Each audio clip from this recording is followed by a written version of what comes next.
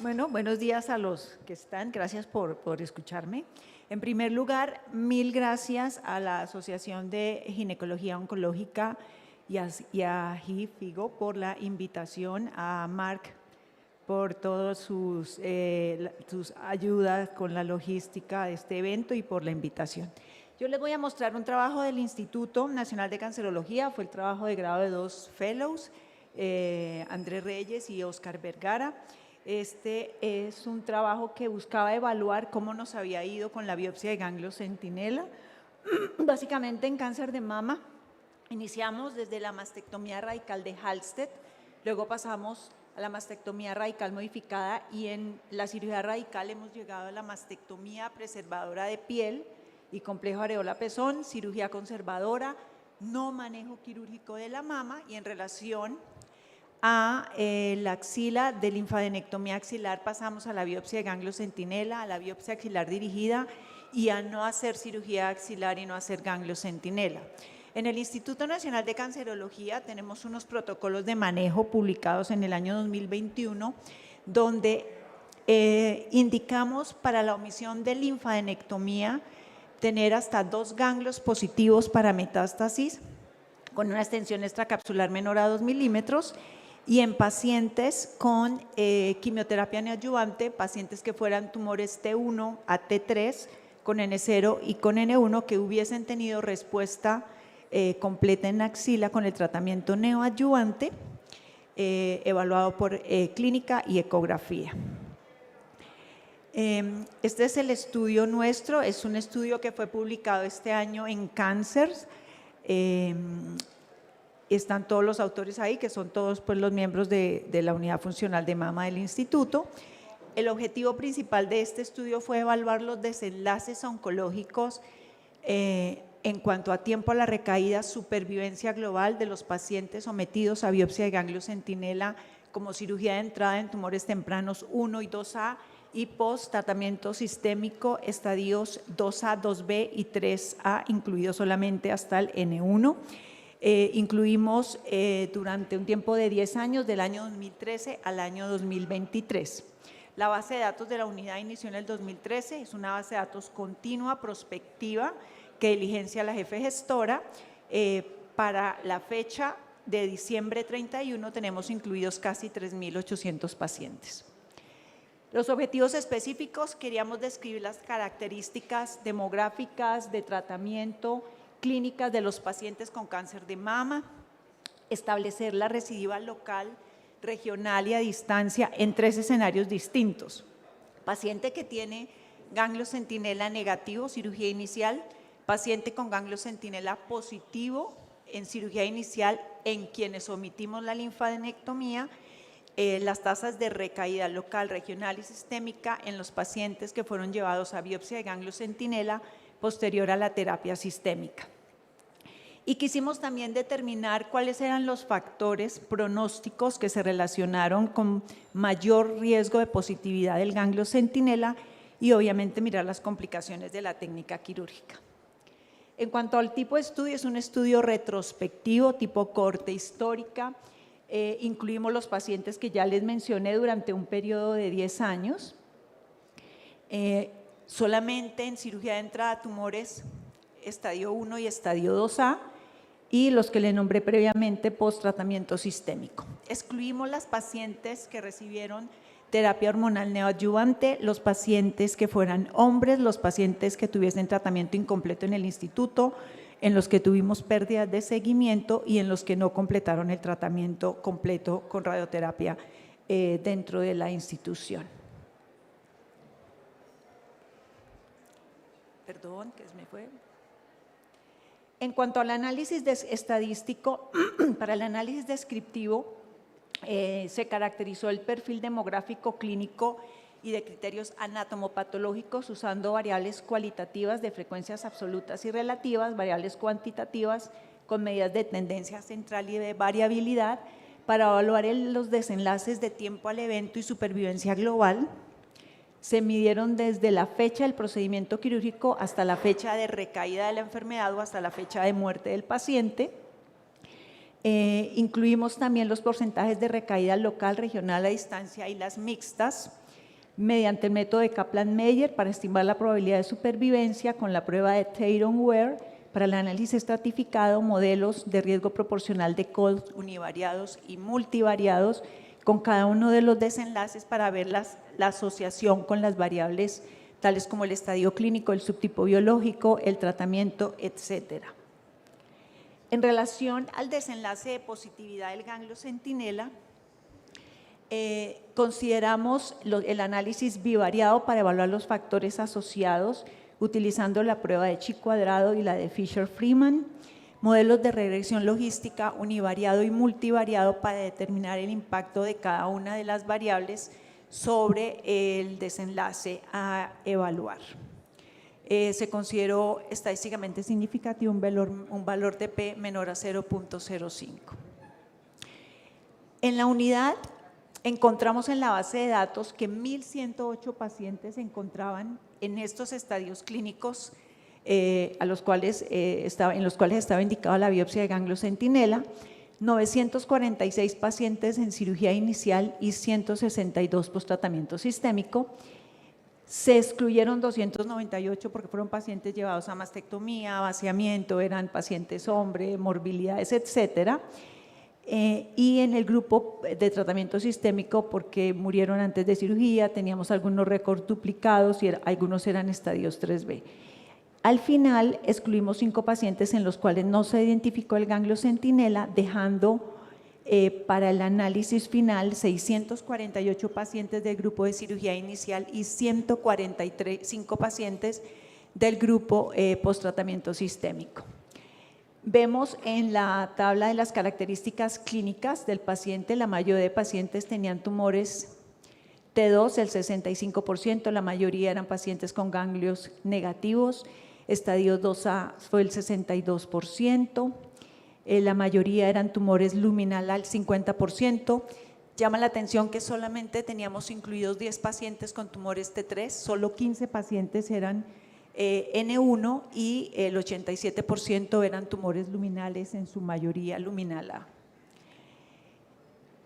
En cuanto al espécimen quirúrgico, se encontró positividad, invasión linfovascular positiva en el 23.9% de los casos, el 90% de los pacientes, la técnica utilizada fue Tecnesio 99, la mayoría de los pacientes se identificó un solo ganglio centinela en el 44%, 2 en el 30% y más de 3 en el 25%. El ganglio centinela fue positivo en el 28% de los pacientes, el 81% con macrometástasis, 60% se identificó un ganglio centinela positivo y solo más de 4 ganglios positivos en el 14%. La extensión extracapsular mayor a 2.003 milímetros se encontró en el 15% de los pacientes, 35 pacientes de los que tenían, de los pacientes con ganglio positivo. Para resumir, 28% de toda la corte tenía ganglio positivo, 32% en el grupo de cirugía inicial y 13% post-tratamiento sistémico, y la mayoría de los pacientes solamente un ganglio fue positivo para metástasis y la extensión extracapsular en el 15% de los casos.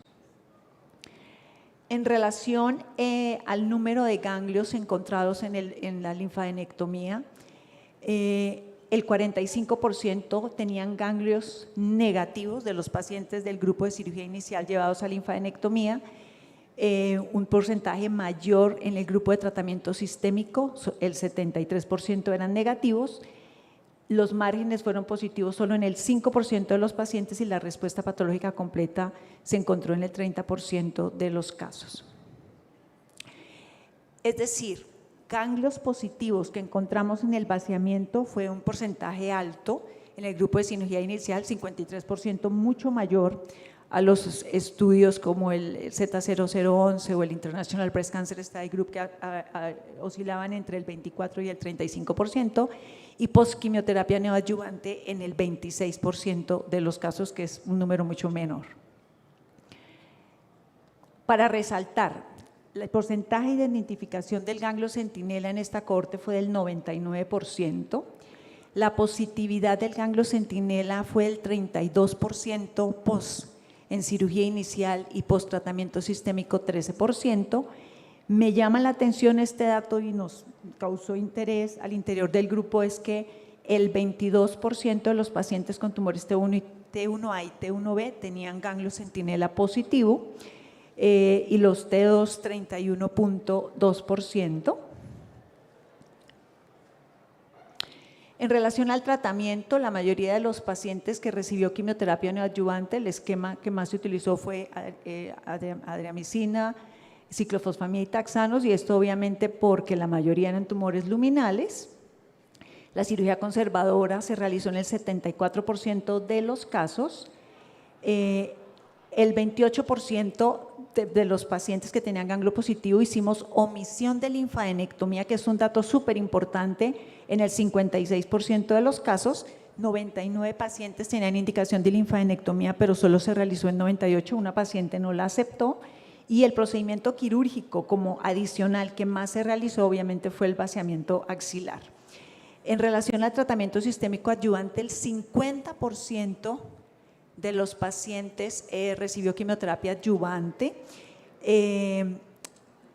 Quimioterapia adyuvante para enfermedad residual, por el tiempo del estudio solo se reportó en 21 pacientes, 3 pacientes con TDM1 y 18 con capecitabine, pero es por el tiempo de reclutamiento de los pacientes. La radioterapia en su mayoría fue 16 fracciones y 25 fracciones. En relación a los pacientes en los que se omitió la linfadenectomía, la mayoría, todos recibieron radioterapia con axila incluida y en su mayoría esquemas de hipofraccionamiento 42 Grays. En relación a la linfadenectomía, dato importante, la omitimos en el 56% de los pacientes con ganglio centinela positivo. De los pacientes que fueron llevados a linfadenectomía en el grupo de cirugía inicial, el 54% tenían ganglios positivos en el vaciamiento axilar adicionales. En los pacientes con extensión extracapsular mayor a 2 milímetros, el 60% tenían ganglios positivos en el vaciamiento. En el grupo post-quimioterapia neoadyuvante, el 26% tenían ganglios positivos en la linfadenectomía, pero solamente 3 pacientes eran un N1 previo antes del tratamiento sistémico. No hubo asociación si el ganglio estaba comprometido con micrometástasis y el riesgo de ganglios positivos en la linfadenectomía. En relación a los factores pronósticos, en esta tabla de región logística, encontramos que los pacientes con tumores 2B y 3A tenían mayor probabilidad de tener ganglio centinela positivo, al igual que los tumores con histología lobulillar y muy especialmente la invasión linfovascular. En el análisis multivariado, los tumores 2B, 3A, la histología lobulillar y la invasión linfovascular fueron factores asociados, especialmente la invasión linfovascular, como un factor de riesgo importante para tener ganglio centinela positivo, 5 veces más posibilidad de ganglio centinela positivo en pacientes que tienen invasión linfovascular. No se pudo realizar el mismo análisis en el grupo de post-tratamiento sistémico por el número tan bajo de eventos, pero sí se encontró que la invasión linfovascular era un factor importante para tener ganglio centinela positivo. En relación a la recaída, la mayoría de los pacientes presentaron recaída a distancia, el 34% del total de la cohorte. Recaída regional se presentó en 17 pacientes. En el total de la cohorte, el 7% de los pacientes presentó recaída, que fueron 60 pacientes. En relación a la recaída a distancia, la mayoría eran tumores luminal B HER2 negativo. Como todos los estudios de la unidad en ganglio centinela y en postcirugía conservadora, hemos encontrado ese hallazgo llamativo. Y el 81% de los pacientes que presentó recaída pertenecía al grupo de cirugía inicial. En relación a la localización de la recaída, para la localización regional, la mayoría de recaídas se presentaron en axila y la relocalización de recaída a distancia, la mayoría fueron a hueso, obviamente por el tipo de subtipo biológico, siendo 83% tumores luminales. No todas las hay recaídas mixtas, local, regional, a distancia, y de la recaída regional, 9 eran solamente regionales, a veces mezcladas, supraclavicular, axila, infraclavicular, axila, y 8 eran mixtas. El procedimiento quirúrgico que más se realizó para manejo de la recaída fue el vaciamiento, se hizo en 10 pacientes. Datos para resaltar en relación a la recaída regional que me parece importante dejarlos en esta diapositiva. De las 9 pacientes con recaída, es que este cosito no sirve, con recaída regional exclusiva, 5 de ellas tenían ganglio centinela negativo, 2 pacientes fueron llevadas a omisión de linfadenectomía y una paciente de cirugía inicial tenía linfadenectomía axilar previa y una paciente post-quimioterapia neoadyuvante tenía ganglio centinela negativo. Si miramos el grupo de recaída mixta, 6 pacientes eran del grupo de cirugía inicial, ganglio centinela negativo, una paciente con omisión de linfadenectomía y una paciente del grupo post-tratamiento sistémico. Quisimos analizar las pacientes con recaída axilar, o sea, es un número bajito, se presentó en el 2% de los casos. Encontramos que en el grupo de cirugía inicial se presentó en 15 pacientes, de las 15 pacientes, 8 eran localizadas únicamente en axila, 7 mixtas local, regional o a distancia, 11 de ellas tenían ganglio centinela positivo y 4 ganglios centinela positivo, y 3 de las pacientes con ganglio centinela positivo les hicimos omisión de linfadenectomía. De las 15 pacientes, 13 tenían tumores luminales, 2 triple negativos. En el grupo de omisión de linfadenectomía se presentó recaída axilar en 3 de las 126, es un número bajito, el 2.38%. Todas eran tumores luminal Beher2 negativo, todas habían recibido quimioterapia adyuvante. Una de ellas falleció 9 años después del diagnóstico y las otras 2 estaban vivas al cierre del estudio. Y en el grupo post-neoadyuvante se presentó una recaída axilar en una paciente con un tumor 3A, que era una paciente con un cáncer de mama triple negativo y el ganglio centinela había sido negativo. En cuanto al tiempo a la recurrencia, encontramos que los pacientes que tenían tumores, este pointer no funciona, luminal B, HER2 negativo, los pacientes triple negativos tenían mayor probabilidad de tener recaída de la enfermedad. No encontramos diferencias en el grupo de cirugía inicial en los escenarios de ganglio centinela positivo vaciamiento, ganglio centinela omisión y ganglio centinela negativo, y tampoco en el grupo de post-tratamiento sistémico. Con un seguimiento medio de 51 meses, el 91.4% de las pacientes se encontraban libres de enfermedad. En relación a la supervivencia global, la biología tumoral triple negativa y HER2 y luminal B HER2 negativa se asociaron con menores tasas de supervivencia global. Tampoco se encontró diferencias en el tiempo de la cirugía y en el tipo de cirugía axilar, vaciamiento, omisión, ganglio centinela vaciamiento y ganglio centinela negativo y post-tratamiento sistémico con la supervivencia global. Con un seguimiento de 51 meses, el 96% de las pacientes se encontraban vivas al cierre del estudio. En esta tabla de riesgos proporcionales de Cox encontramos que los factores asociados a menor tiempo a la recaída y menor supervivencia global eran el grado histológico 2, 3, los tumores luminal Beher2 negativo para tiempo a la recurrencia, los tumores triplo negativo para ambos desenlaces y los pacientes que hubiesen sido llevados a mastectomía. Obviamente eso se relaciona con la carga tumoral de la enfermedad.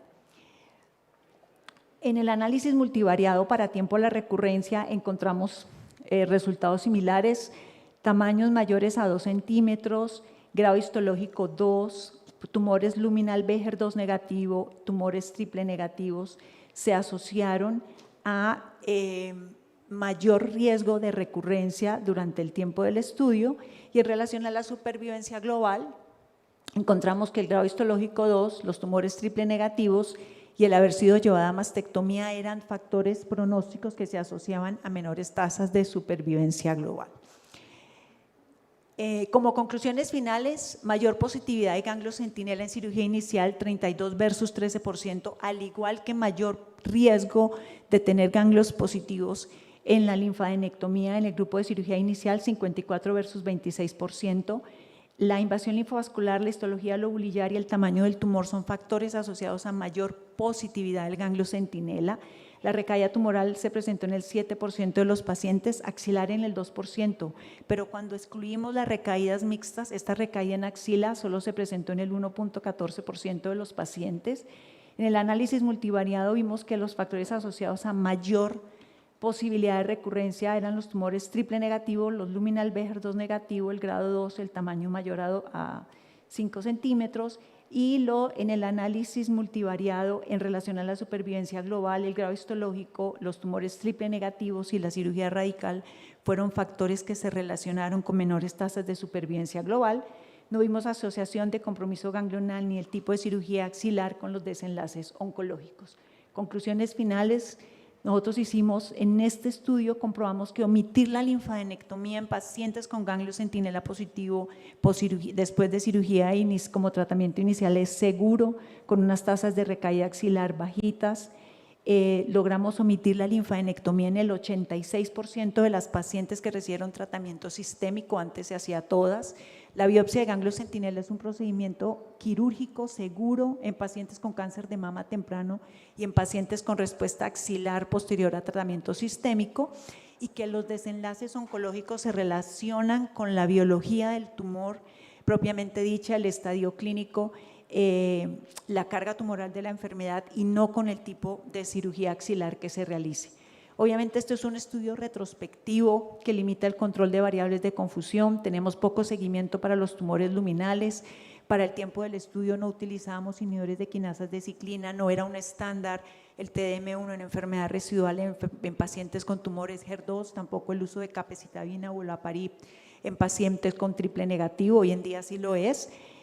Baja representación de pacientes con N1, no evaluamos la disección axilar dirigida porque en ninguno de los pacientes se utilizó CLIP, y no tenemos datos completos sobre morbilidad por ser también un estudio retrospectivo. La cirugía axilar es una herramienta de estadificación y no un procedimiento curativo, y les agradezco mucho por haberme escuchado.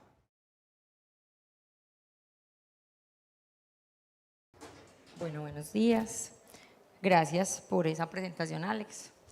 Sí, soy mastóloga y orgullosamente ginecóloga, y la obstetricia siempre ha sido uno de los temas más encantadores, pues, dentro de mi formación, y sigue siendo fascinante. Al comité, muchas gracias por su invitación. Entonces, tenemos un punto de partida, y es que el embarazo postcáncer de mama siempre se ha creído que empeora el pronóstico. Creo que la mayoría de nosotros tenemos claro que no, pero en el ambiente, entre los ginecólogos y obstetras, los cirujanos, los oncólogos y las pacientes y las redes sociales, esa es la creencia, que hay un peor pronóstico, que considerablemente tenemos una menor tasa de embarazos, que si la paciente interrumpe el tratamiento que tenga en ese momento, la hormonoterapia, pues va a ser fatal o con unos resultados desastrosos más adelante. Entonces la paciente termina sintiéndose muy culpable porque por embarazarse interrumpió su tratamiento, por lo tanto se siente irresponsable y su equipo médico muchas veces termina involucrado, y obviamente sigue siendo un campo desconocido. Creo que este fue un reto. Cuando me ofrecieron la charla, inclusive me ofrecieron cambiarle, le dije no, hace días no revisamos este tema, no se ve frecuentemente este tema en los congresos, pues de vez en cuando una miradita de cosas obstétricas que nos llegan todos los días a la consulta. ¿Qué tenemos actualmente? Todas las mujeres estamos postergando la edad de la maternidad por múltiples razones, me incluyo en ese grupo. Hay que estudiar, hay que formarnos, conseguir pareja, una buena pareja, y eso hace que posterguemos siempre la maternidad. Y también tenemos presentación de cáncer de mama a edades más tempranas, entonces se han juntado las dos variables. Tenemos alternativas que no teníamos antes, hay mayores, digamos, acceso a terapias, mayores terapias, menores costos para la población cuando quieran acceder a una congelación de óvulos, a una extracción de tejido. Bueno, tenemos más recursos y más acceso, y afortunadamente tenemos más estudios. Primero teníamos muchas revisiones de caso o estudios retrospectivos, y ahorita pues como con todas estas terapias hemos hecho unas buenas investigaciones, digamos que este es el motivo pues de la charla. Entonces quiero, como en una línea del tiempo, empecemos de atrás para adelante, me voy a volver aproximadamente 15 años como que revisemos qué es lo que más hay. Tenemos este primer estudio 2011, es un estudio multicéntrico revisó estudios desde 1970 hasta el 2009, lograron recuperar 39 estudios y solamente 9 cumplieron los criterios que tenían para revisión. Es como el primer acercamiento con una población grande, era difícil por todo esto que acabo de mencionar. Encontraron que no se reporta un efecto negativo en los desenlaces en las mujeres con embarazo en mujeres menores de 45 años. Para este estudio el límite pues era 45 años y también tenían como límite 10 meses de tratamiento endocrino o en mujeres receptores negativos 10 meses de tratamiento. Recuerden que como tienen estudios tan viejos, muchas de esas pacientes no recibieron terapia adyuvante endocrina, entonces incluyeron de 10 meses en adelante de haber terminado el tratamiento. Y desde ese momento encontraron un HR de 0.51 con un intervalo bueno, que había un beneficio en la supervivencia global de las pacientes. Y este es el conocimiento que todos teníamos, que en general el cáncer de mama no empeora si la mujer ha tenido un embarazo después al tratamiento. Pero sí vio que también hay menor riesgo de muerte por la enfermedad, ¿cierto? Entonces tenemos supervivencia global y es como, es en serio que si paramos la terapia y hay un embarazo, las cosas pueden seguir igual a como si no hubiese tenido el embarazo. Entonces ahí partieron todos, se generaron algunas inquietudes y se empezaron a construir unos estudios más fuertes. Este estudio también es una revisión sistemática, es italiana, fue publicada en el 2021, tiene 39 estudios, tuvo una muestra muy buena, recogió estudios de todo el mundo entre el 2005 y el 2009, entre el 2015 y el 2019. Tenía muy buena población, 8.093.000 mujeres en esta revisión, de las cuales 112.000 tenían cáncer de mama y de esas 7.500 tuvieron embarazo. O sea, con este estudio muchas de las guías emiten como sus recomendaciones y lo referencian en casi todos los artículos. Estas mujeres descubrieron que tenían 60% menos de probabilidad de embarazo. O sea que concluimos con este metaanálisis que sí es difícil embarazarse después de tener cáncer. Ya está siendo difícil antes de un evento, ahora después. Se fueron un poquito más allá y estudiaron algunas razones. Hay asociaciones en las mujeres que han tenido quimioterapia más que aquellas que no tuvieron quimioterapia. Obviamente hubo una falla ovárica secundaria y con otros tipos de tumores que no sea mama, el riesgo de embarazarse fue 35, incluyeron pues ya vieron con una cohorte muy grande de pacientes. ¿Qué descubrieron desde el objetivo materno-fetal? Su principal objetivo en realidad era supervivencia global y supervivencia libre de enfermedad, pero obviamente con una base de datos tan grande, ellos tienen inscrito pues su estudio con la base Próspero de datos mundial, pero tienen muchos pacientes, entonces aprovecharon y emitieron más conclusiones. Entonces se aumenta el riesgo de cesárea. No describen si es pues por las pacientes o por los bebés o por gusto del ginecólogo, bueno, eso sí nunca lo sabremos. Hay más aumento de bajo peso al nacer y parto pretérmino y bebés pequeños para la edad gestacional, sin tener unas consecuencias realmente negativas ni para la mamá ni para el bebé. Y ya lo mencioné, si ha recibido quimioterapia. Este es un común denominador en casi todos los estudios. No hay un aumento significativo en las anormalidades congénitas ni otras complicaciones maternas, síndromes hipertensivos, diabetes o hemorragias uterinas. Entonces podemos decirle a una paciente que tener un embarazo después de un cáncer de mama no solo no la empeora en su pronóstico de cáncer, sino que también le va a ir bien con ese bebé. Al bebé le va bien y a la mamá también. No hay diferencias en el estadio de la enfermedad o en la biología que se presente.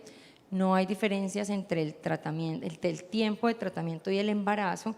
La mayoría de estudios, y ya lo vemos adelante, prospectivos ponen unos límites, pero como este fue un análisis sistemático o pues de la literatura, cogieron todos los criterios de inclusión de todos y no encontraron si entre más tiempo o menos tiempo le iba mejor o le iba peor a la paciente.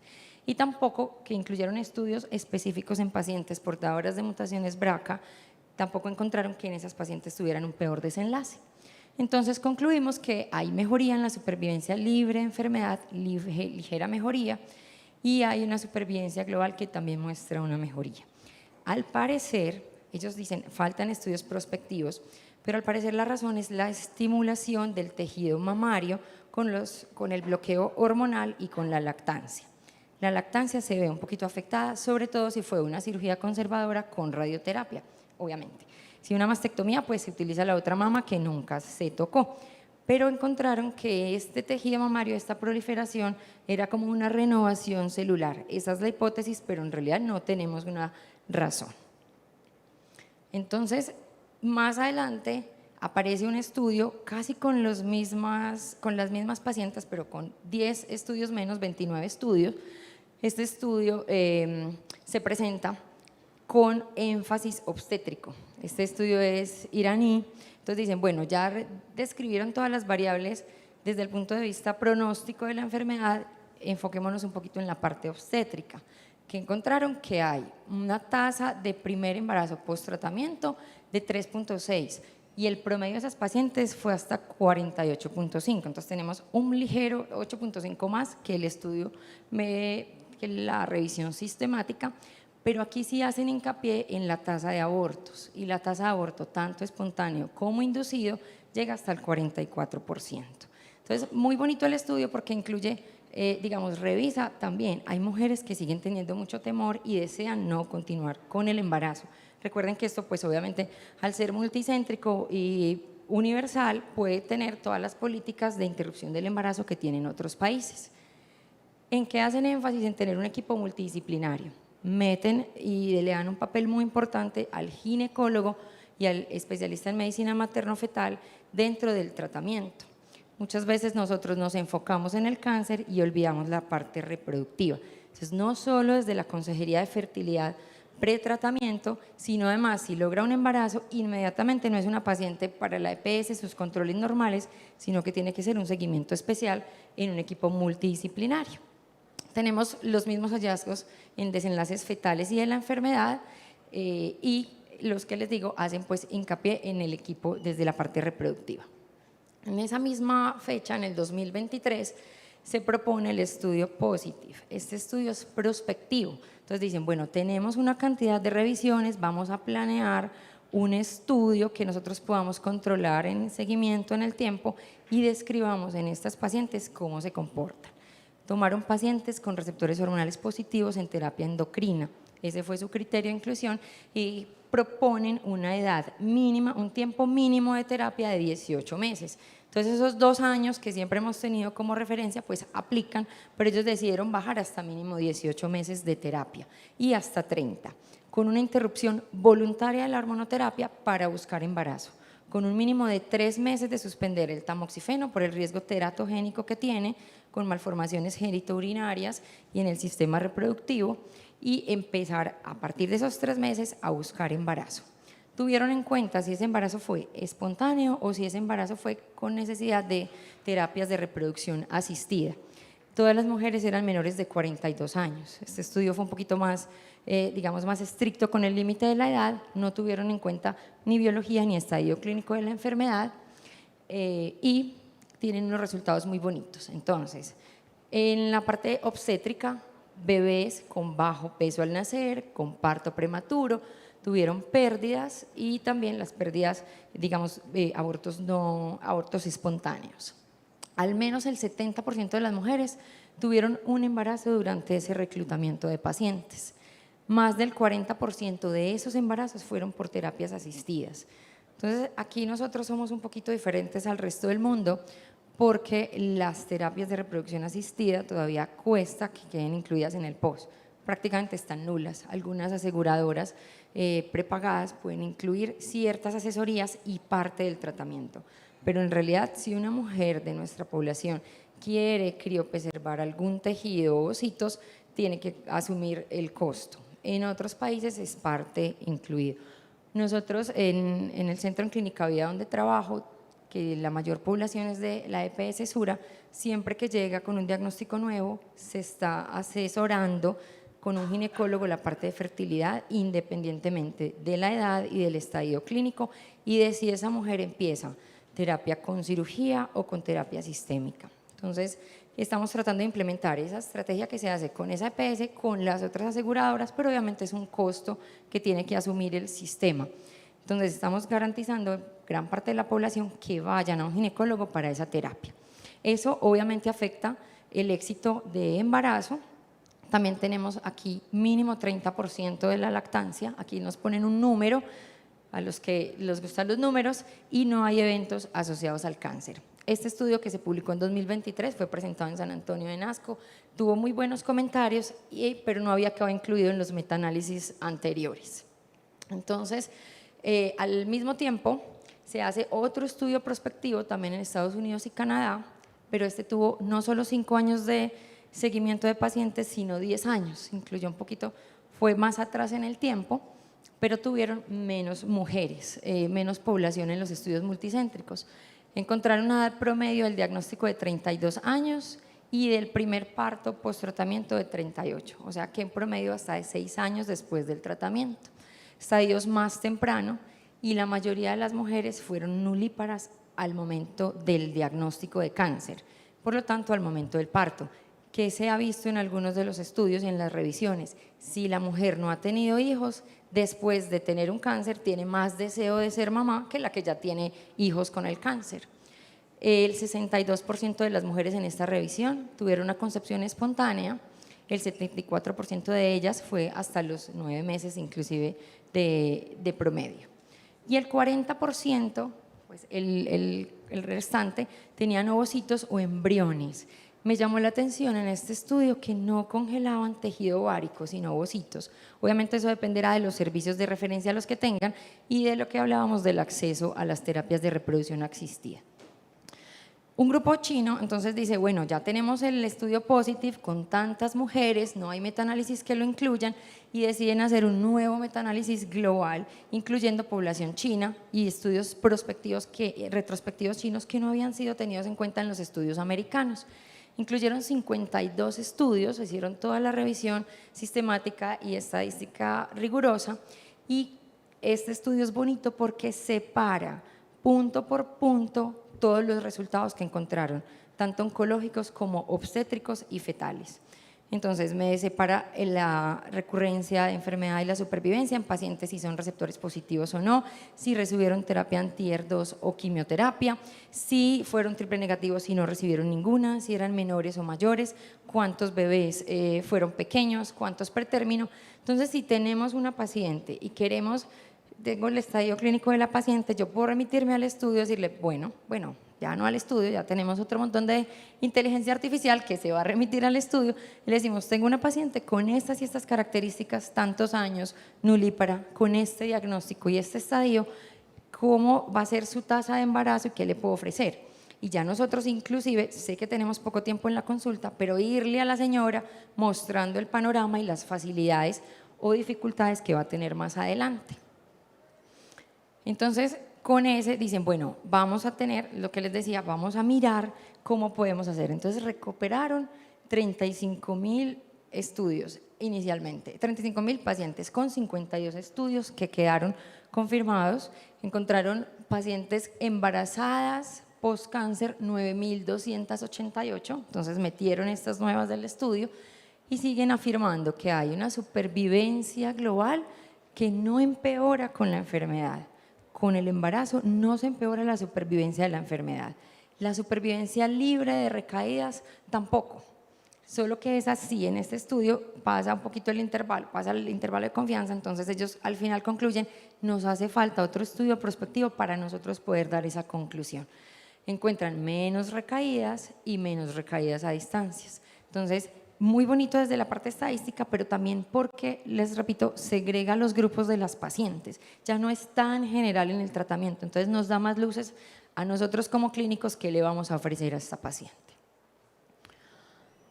Como dicen, bueno, ya tenemos todos los estudios oncológicos, vamos a pensar un poquito en qué pacientes voy a tener en cuenta más cuando voy a ofrecer como la terapia, la cita preconcepcional y la cita de fertilidad. Entonces hicieron este estudio retrospectivo al mismo tiempo que iban haciendo el metaanálisis, es el mismo grupo de Beijing, encuentran mujeres entre 18 y 40 años con este cáncer y hacen énfasis en una consejería para mujeres mayores, para mujeres solteras y para mujeres nulíparas. La diferencia en el mundo de nosotros occidental, donde son menores, multíparas todavía y la mayoría con compromiso. Se observó menos embarazo en quienes tenían embarazos previos, lo mismo, y en los desenlaces oncológicos tuvimos el mismo estudio. Entonces es bonito ver cómo nosotros a veces automáticamente, si la mujer es mayor, la vamos sacando como que no tenga interés reproductivo. Y no sé si les pasa, pero muchas nulíparas son las que más deseo tienen de tener hijos después del tratamiento. Entonces son por allá 44, 45 años nulíparas que no han tenido todavía otra vez periodos menstruales, desean volver a menstruar y son haciendo e intentando 1000 estrategias para quedar en embarazo. Las sardinas que tuvieron a los 30 o no han tenido hijos a los 33, no, yo ya no voy a ser mamá. Entonces todavía tenemos como ese cambio cultural en nuestra sociedad. Obviamente el NCCN en la nueva versión nunca ha tenido como un énfasis en el cáncer después del tiempo, pero sí menciona, dice, durante la hormonoterapia pues no se recomienda un embarazo por el riesgo de teratogenicidad, entonces debemos siempre decirle a las pacientes con qué está planificando, o sea, después somos muy insistentes en preguntar su método de planificación cuando llegan al diagnóstico, pero después de que nos las devuelve onco, las operamos y estamos en el seguimiento, se nos olvida que la mujer le volvió el periodo y dejó de planificar. Entonces, recordemos eso siempre, tengámoslo en la mente, quiere tener hijos, no quiere tener hijos, con qué está planificando, mencionarle también en la posibilidad de lactancia y que espere, pues esta es la recomendación de ellos de 2 años, pero ya tenemos estudios con una buena evidencia que mencionan que tenemos hasta 18 meses de tratamiento. Estudios específicamente de fertilidad en estas mujeres no cambian, pero sí hacen énfasis en que el daño reproductivo no es general, es individual, entonces hay que ser muy precisos con las pacientes. Podemos concluir que las sobrevivientes al cáncer de mama tienen mayor riesgo de cesárea, de bajo peso al nacer, de parto pretérmino, que los embarazos no parecen afectar el pronóstico de la enfermedad. Aquí tenemos un montón de diferentes familias. La posibilidad de lactancia es impredecible, dependerá del daño, del lugar de la cuadrante, de la cantidad de irradiación que tuvo esa mujer. El tiempo son 2 años y también que después del embarazo y la lactancia, si es una mujer premenopáusica, la mayoría puede retomar la hormonoterapia hasta completar el tiempo que estaba estimado. O sea, puede hacer hormonoterapia, embarazo, lactancia y terminar la hormonoterapia que le falte.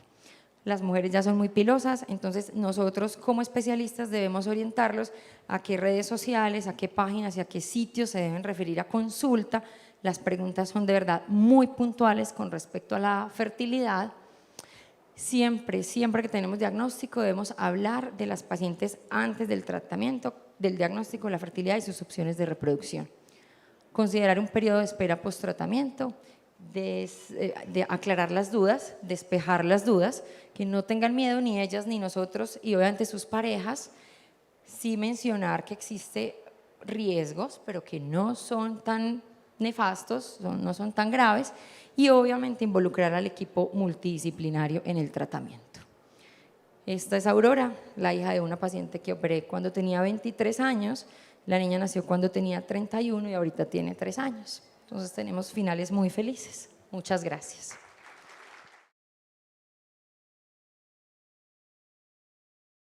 Bueno, muy buenos días a todos. Muchas gracias por la invitación al grupo organizador.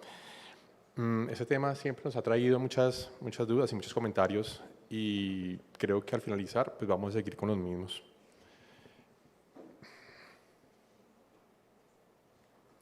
Bueno, entonces, como ya lo mencionaron, la presentación que voy a hacer se llama radioterapia adyuvante en respuesta patológica completa, si es necesario.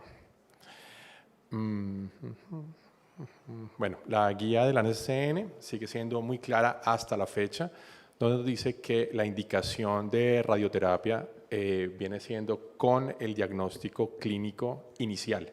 Esa es la recomendación actual y la base de esta presentación. Entonces, partimos de la base de esto. La NCCN nos dice que debemos tener en cuenta la estadificación inicial para definir el manejo adyuvante de radioterapia. Entonces, ¿es necesario omitir la radioterapia? Yo creo que tenemos que tener en cuenta 3 puntos fundamentales para decidir, para decidir la omisión o no. Primero, la toxicidad. Segundo, los tiempos de tratamiento. Y tercero, si hay o no beneficio. Entonces, vamos a partir de esos 3 puntos para tener en cuenta. Lo primero, la toxicidad. Ya tenemos múltiples estudios y de hecho de información reciente hasta el año 2025 donde nos están diciendo que con las técnicas modernas de radioterapia, como se llama inspiración profunda sostenida, o técnicas de intensidad modulada, o arcoterapia de modulación volumétrica, que son los estándares en la gran mayoría de los centros del país, las dosis medias al corazón suelen ser muy bajas. Luego, el riesgo de toxicidad cardíaca es muy bajo.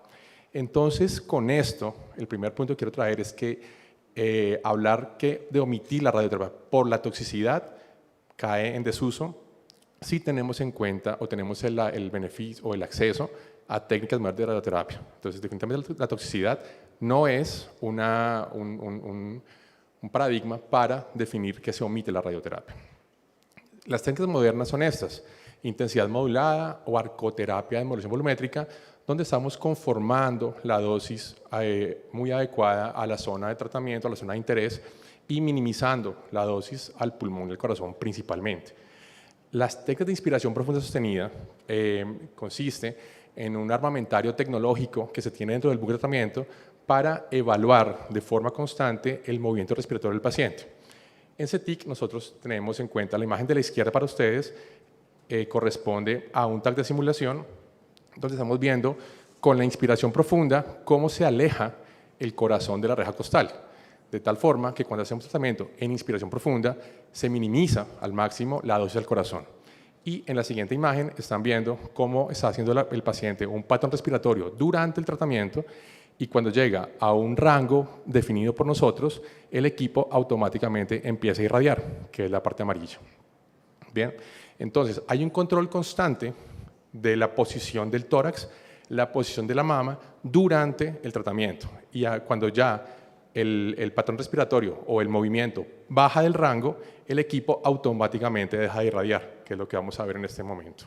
Bien, entonces se tiene muy controlado el proceso respiratorio del paciente para que esté irradiando durante un tiempo de inspiración profunda sostenida, y esto es lo que hablan de técnicas avanzadas para minimizar la toxicidad.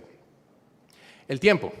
Cuando miramos artículos en los cuales se omite la radioterapia, siempre empiezan con que el tiempo de tratamiento es muy prolongado para los pacientes. Antiguamente hablábamos de 30 sesiones de radioterapia. Hoy ya estamos haciendo protocolos de 5 sesiones, el conocido Fast Forward, que en algunos sitios estamos haciéndolo para enfermedad temprana, y ya hay publicaciones para también enfermedad localmente avanzada. Entonces el tiempo tampoco viene siendo un punto a determinar, o el tiempo del tratamiento no viene siendo un punto a determinar para omitir la radioterapia. Pero definitivamente el beneficio sí, y el beneficio es el punto que tenemos que tener en cuenta para decidirlo. Antecedentes importantes, como por ejemplo que la irradiación ganglionar regional disminuye la recurrencia locorregional y está asociada pues, a los genes positivos. Cuando tenemos una respuesta patológica completa en ganglios, definitivamente el pronóstico es mucho mejor que cuando hay ganglios positivos. La neoadyuvancia definitivamente nos disminuye la carga tumoral en mama y la respuesta en ganglios. Luego estamos aumentando el chance de cirugías conservadoras. Y estudios como el B18 y el B27 del NSABP, pues que confirman la quimioneo con cuadrectomía y manejo quirúrgico, cuadrectomía, mastectomía y radioterapia, definitivamente nos están llevando a más respuestas patológicas completas, tanto en la mama como en la axila, y menor porcentaje de recaída local. Entonces, bajo esos preceptos, estamos arrancando que definitivamente podemos omitir la radioterapia en pacientes post-neoadyuvancia con respuesta completa. Creo que sí. Pero para eso tenemos que tener dos grupos: el grupo de respuesta en mama y el grupo de respuesta en ganglios. Entonces, arranquemos con el grupo de respuesta en mama. Para este grupo, partimos del estándar que la cuadrantectomía más la radioterapia nos ofrece un control local del 96% a 5 años. Es lo que está determinado. ¿Okay? Y publicaciones como esta que nos hablan de el efecto de la omisión de la radioterapia después de la neoadyuvancia en respuesta completa. Este es un estudio muy grande que toman 2.600.000 pacientes, en los cuales con tratamientos para enfermedad localmente avanzada hacen quimioterapia neo, cirugía conservadora, con respuesta patológica completa, y de estos pacientes el 7% omiten la radioterapia. Obviamente es un estudio donde hay una gran bolsa de pacientes en Estados Unidos, pero ¿qué ven? Ven que la supervivencia global a 5 años se mantiene en los pacientes que recibieron radioterapia versus los que no recibieron radioterapia. Obviamente es un grupo muy grande de pacientes. Entonces, por eso está este estudio que se llama el estudio Rosalí, en el cual pacientes femeninas de mayores de 50 años, T1 a T3 N0 clínicos, ¿de acuerdo?, con confirmación de ganglio negativo por biopsia, que llevan a quimioterapia neo más cirugía conservadora, ¿de acuerdo? Y estudio axilar, bien sea con centinela o con vaciamiento. Y no reciben radioterapia adyuvante, que es el estándar hasta el momento. Bien. Respuesta patológica completa con la quimioterapia tiene dos objetivos claros. Primero, la recurrencia local a 5 años, en las cuales consideran que el 5% de recurrencia es aceptable, pues basándose en los estudios o en la data histórica. Y los secundarios, intervalo libre de recurrencia, intervalo libre de mastectomía y supervivencia libre de enfermedad y supervivencia global. Este estudio está arreglando pacientes. Arrancó su reclutamiento en el 2024 y esperamos finalizarlo a 2031. Luego, este estudio nos va a dar muchas luces si omitimos la radioterapia en mama con respuesta, en respuesta completa con cuadrantectomía. Vamos a ver. El segundo escenario importante es la respuesta ganglionar, ¿de acuerdo? Donde definitivamente sabemos o nos preguntamos si la irradiación ganglionar aumenta el intervalo libre de recurrencia cuando el paciente tenía ganglios positivos y tiene una respuesta patológica completa con la quimio neoadyuvante. Entonces, históricamente, tenemos este estudio publicado en el 2022 donde definitivamente nos dicen que omitir la radioterapia o hacer radioterapia, omitirla no tiene un impacto en la recurrencia locorregional ni en la supervivencia global de los pacientes cuando han tenido respuesta patológica completa.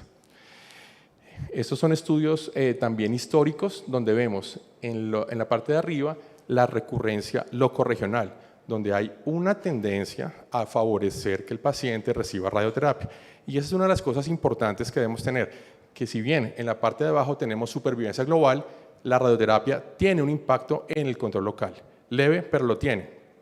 Y lo hemos mencionado y lo vemos en la vida real, que una recurrencia global pues, tiene un impacto importante para nosotros y para las pacientes. Entonces, tener en cuenta esa recurrencia global. Entonces, regional, perdón.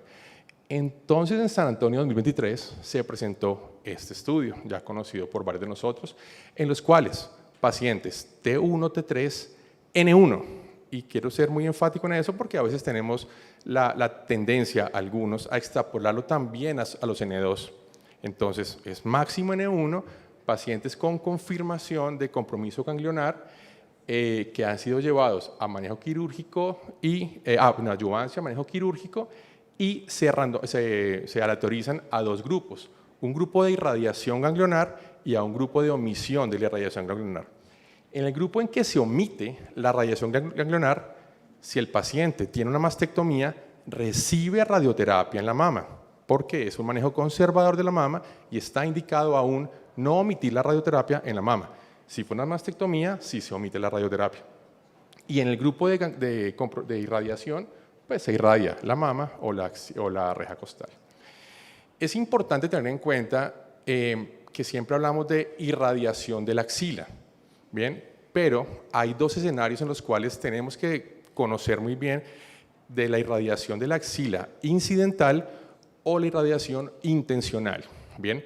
Cuando hacemos una irradiación incidental, son técnicas antiguas en las cuales la axila, nosotros la dividimos por niveles, pues todos por niveles, 1, 2, 3 y la parte supraclavicular, y cuando hablamos de irradiación incidental es porque los niveles 1 y 2 están recibiendo entre un 20 y un 60% de la dosis prescrita. Entonces, tenemos que diferenciar cuando miremos un estudio, qué porcentaje de dosis recibió la axila, porque no necesariamente cuando irradiamos la mama, en técnicas modernas, estamos irradiando de forma incidental los niveles bajos. Entonces, antiguamente con los campos tangenciales sí se aumentaban esas irradiaciones en los niveles bajos. Actualmente, con las irradiaciones de intensidad modulada o arcoterapia de demolición volumétrica, que es el estándar, pues la axila, si no queremos irradiarla, no la irradiamos. Luego, actualmente toma mucha fuerza diferenciarlo en incidental o intencional la irradiación axilar. Cuando en la imagen de arriba vemos que es un campo de tratamiento en el cual no estamos irradiando la zona ganglionar. y en la parte de abajo claramente cuando estamos incluyendo todos los niveles axilares, 1, 2 y 3, y la parte supraclavicular. Entonces hay bastantes diferencias. Entonces, ya en el 2025 está la publicación, de acuerdo, del estudio que hablamos, que habían presentado en el 2023, y tenemos, en este estudio se hizo una radiación intencional de los niveles 1 al 3, supraclavicular y mamaria interna. O sea, fue una radiación bastante extensa, un tratamiento en 50 Grays en 25 fracciones, que hoy en día no es el estándar, pero es equiparable la dosis de radiación a lo que hacemos ahora. Y bueno, el tratamiento importante, nuevamente, el diseño del estudio. Este estudio pues tuvo, lo que tengo en rojo son los grupos más representativos, cuadrantectomías, pacientes T2, pacientes con receptores positivos, ER2 positivo, sin quimioterapia adyuvante y una respuesta patológica en la mama fue lo que predominó, alrededor del 80%. Bien, ¿y qué mostró esto? Esto mostró que en el intervalo libre de recurrencia roco regional no hubo diferencias, una diferencia absoluta de 0.9% entre ambos grupos. El intervalo libre de recurrencia a distancia tampoco tuvo diferencias, 93% en ambos grupos.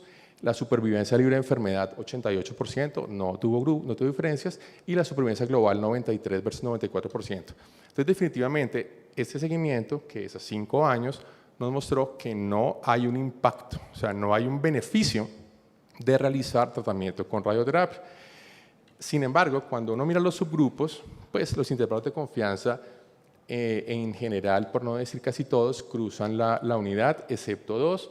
Hay, en los escenarios triple negativo hay una mejor respuesta a los pacientes que no reciben radioterapia ganglionar, y en los pacientes receptores positivos, ER negativo, pues una mejora hacia sí recibirla. Sin embargo, la conclusión de esto es un control local del 98% a 5 años, un intervalo de confianza que cruza la unidad y una supervivencia global sin un impacto. Es en este escenario donde decimos que hay una ausencia de beneficio en la radiación ganglionar de ese tipo de pacientes. Pongo este dato porque justamente lo que nos llama la atención en el estudio de subgrupos es la diferenciación en cuanto a la parte molecular, pero definitivamente hoy en día en radioterapia no es una indicación o una contraindicación el estatus de ER2 y de receptores positivos y ER2. Bien, en cuanto a la toxicidad de omitir versus no omitir la radioterapia en ese estudio, estuvo esto, una toxicidad grado 3 para el grupo de 10%, para el grupo de irradiación ganglionar, versus 6.5, dermatitis 5 versus 3 y grado 4 pues muy poco.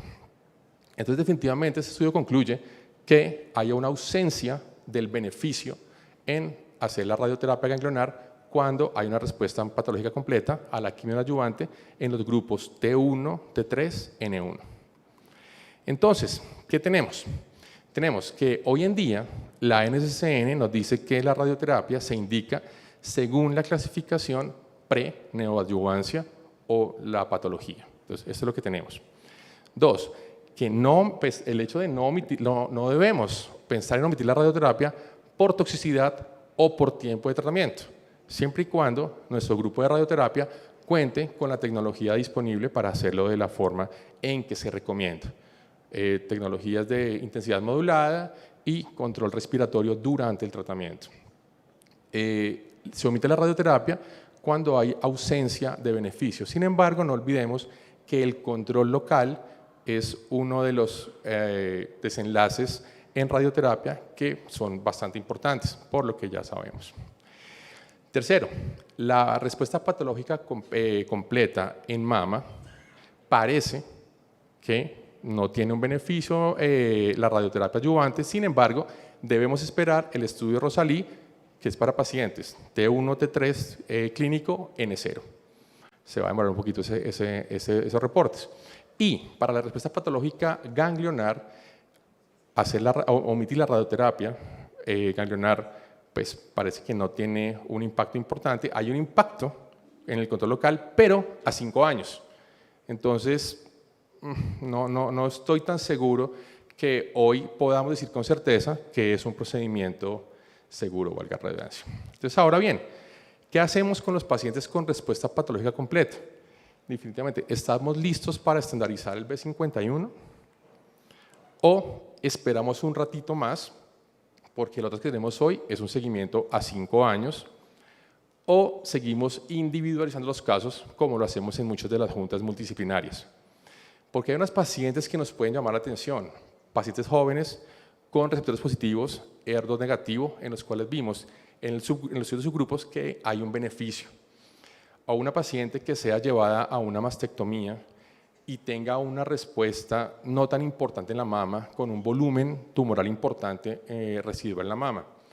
O pacientes que en el momento después de la cirugía se haya considerado una invasión linfovascular extensa. Entonces son las pacientes que debemos tener en cuenta y no tratar a todas como en una misma bolsa, sino, pienso yo, continuar con la individualización de los casos. Ese es el grupo de radioterapia del CETIC y la unidad funcional de mama del CETIC. Muchísimas gracias. Yo sí quiero agradecerle a todos por ir bien de tiempo, porque ahora sí ya no va a pasar eso, relajémonos. Y bueno, voy a intentar no demorarme más de 25 minutos para que me vuelvan a invitar. No me cuenten esto, por favor, párenlo. Listo. Bueno, entonces estamos tratando el cáncer de mama in situ. Para ya pues, Alexander ¿no pasa? Eso por favor me lo cuentan.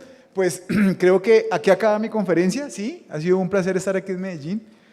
Pero quiero decirles una cosa, sí lo estamos sobretratando, pero en la gran mayoría, pero no estamos haciendo tampoco las cosas mal, no es que digan, no, pues tampoco, porque es que cuando usted piensa sobre tratar, dice, lo hemos hecho, pero ¿qué tenemos que tener en cuenta para pensar que sí lo estamos sobretratando?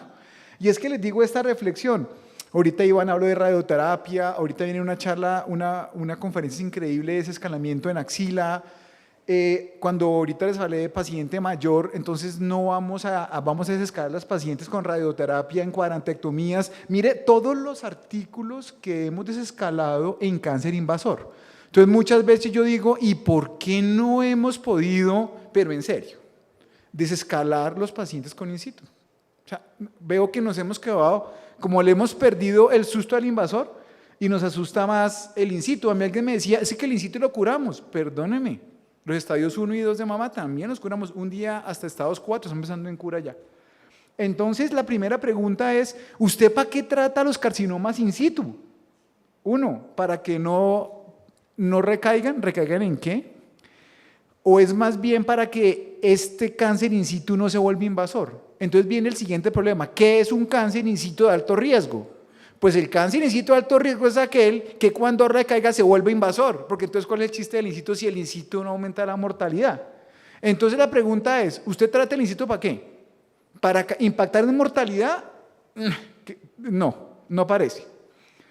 Y viene un problema que es grave y no es grave para algunos, que es la tamización. Uno de los problemas de la tamización es el sobretratamiento de lesiones que no son malignas, y estos vienen a hablar del carcinoma in situ. El 75-85% de los carcinomas in situ se diagnostican mediante mamografías, porque son pacientes asintomáticas y no tienen masa palpable. En Estados Unidos el carcinoma in situ es tremendo problema. Hablamos de que allá más o menos, depende de la estadística, puede llegar un 20 a 30% de cánceres, del total de los cánceres son in situ. Estamos hablando que en Estados Unidos tienen 31.000 casos nuevos anuales de carcinoma in situ, comparado con el invasor. Nosotros en Colombia, ¿cómo estamos de diagnóstico in situ? Ese fue un estudio de la Asociación Colombiana de Mastología 1, en el cual en el año 2013, del total de los cánceres, el 11% eran cáncer in situ. En esta corte del country de 1.574 pacientes vemos que el 14% son carcinomas in situ. Acuérdense que aquí vemos medicina prepagada donde el acceso a las imágenes y la cobertura es del 100%. ¿Cómo estamos en el Instituto Nacional de Cancerología? En esta corte de 3.620 pacientes solo tenemos el 3% de carcinoma in situ, la cobertura.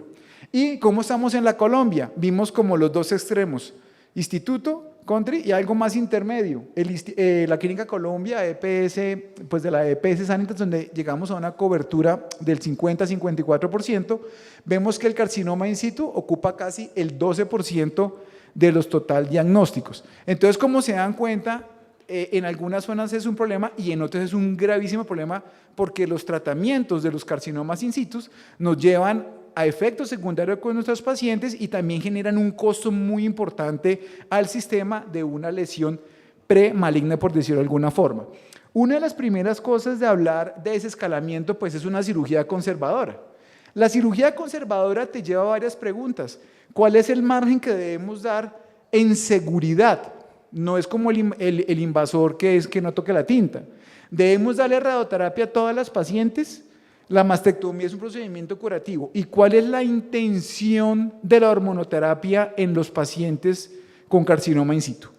Toda esta historia empieza con los estudios que nosotros no sabemos ya hace muchos tiempos de Fellow, que es el NACP17, que es, no se rían allá, no, para que no se les olvide, 800 pacientes aleatorizadas en cirugía conservadora con y sin radioterapia. Y la respuesta es, ¿y cuánto disminuye la recaída? 50%, doctor. Muy bien, lo has hecho muy bien. Pero aquí viene la siguiente pregunta. ¿Qué es ese 50%? En las pacientes con seguimiento a 12 años que no se irradiaron, 31%. Las que se irradiaron, 13%. O sea, sí hay un 50%. Pero la pregunta no es esa. De los que recayeron, ¿cuáles recayeron como invasores? De los que se irradiaron el 7 y de los que no se irradiaron 16. No, eso es un número importante. Entonces, si yo veo eso, digo, uy, invasores, sí, más bien como que las irradio.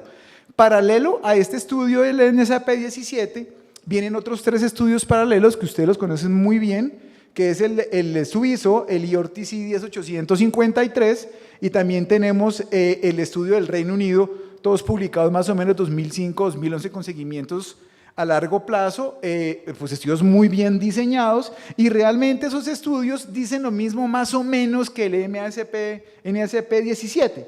Sin embargo, que ese es el mismo que ven aquí en esta gráfica de arriba, es casi lo mismo que hablamos, pero aquí tiene un dato importante. Hace 15 años, miren, hay subgrupos de pacientes que tienen menor beneficio de la radioterapia y hay un subgrupo que tiene mayor beneficio. ¿Cuál mayor beneficio? Jóvenes, pacientes con tumores grandes por encima de 3 centímetros, grande, y también pacientes jóvenes o con tumores con malas márgenes cercanas. Entonces, miren tan importante que ya empezamos a ver unos subgrupos de más beneficio, que ahorita en San Antonio se publicó este artículo de radioterapia. No es de sesión de radioterapia, es de boost. Y yo le decía, oiga, me invitaron a decir de desescalamiento y me sacan una conferencia en San Antonio de boost en in situ, ¿no? Porque es como un cuero. No, esperen, calma. No es aquí que haga la conferencia y me sepulten la conferencia. Lo que pasa es que ellos sí están diciendo, mira, el BUS para pacientes de alto riesgo. Entonces, ¿qué es un paciente de riesgo para cáncer in situ? Menor de 50 años, tamaños tumorales grandes, comedo, receptor hormonal negativos, y encontramos que en ese subgrupo de pacientes hay un beneficio en recaída del BUS, pero no tiene un impacto importante en la recaída como invasor. BUS, no BUS. ¿Listo? Pero pues ya estamos hablando de un subgrupo de pacientes que de pronto sí ese margen positivo se puede beneficiar en recaída en general. Echemos para atrás un poquito, pasémoslo de San Antonio y ustedes digan cómo analizo una paciente que es de bajo riesgo. Aparecen 2 estudios muy importantes, que es el ACRIN 5194 y el RTROC 9804, con un dato importante. Clasifiquemos el in situ a bajo riesgo y lo clasificaron sencillo. Paciente menor de 2.5 centímetros y el margen mayor a 3 milímetros. Ese es importante, el margen. Y mujeres jóvenes con grado 1, 2.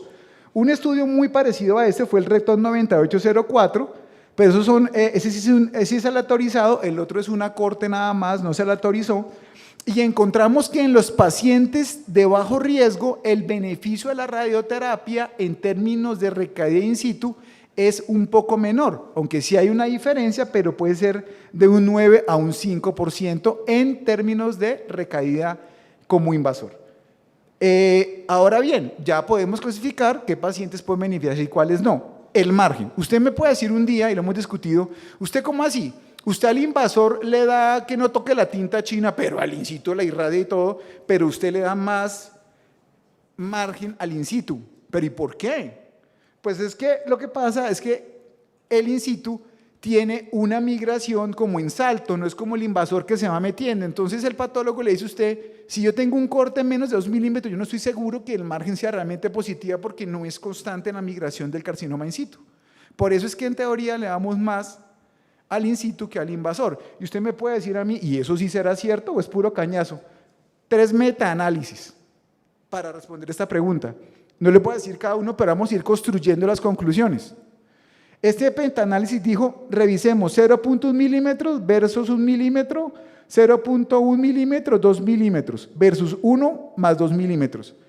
Los tumores entre más cercanos, el RR iba de 1.4 a 4 para recaída local. Recaída local. O sea, ya sabemos que sí. Segunda pregunta de este metaanálisis. Si yo le doy 2 milímetros, ¿es lo mismo que darle 3.5 y 10 milímetros a 1 centímetro?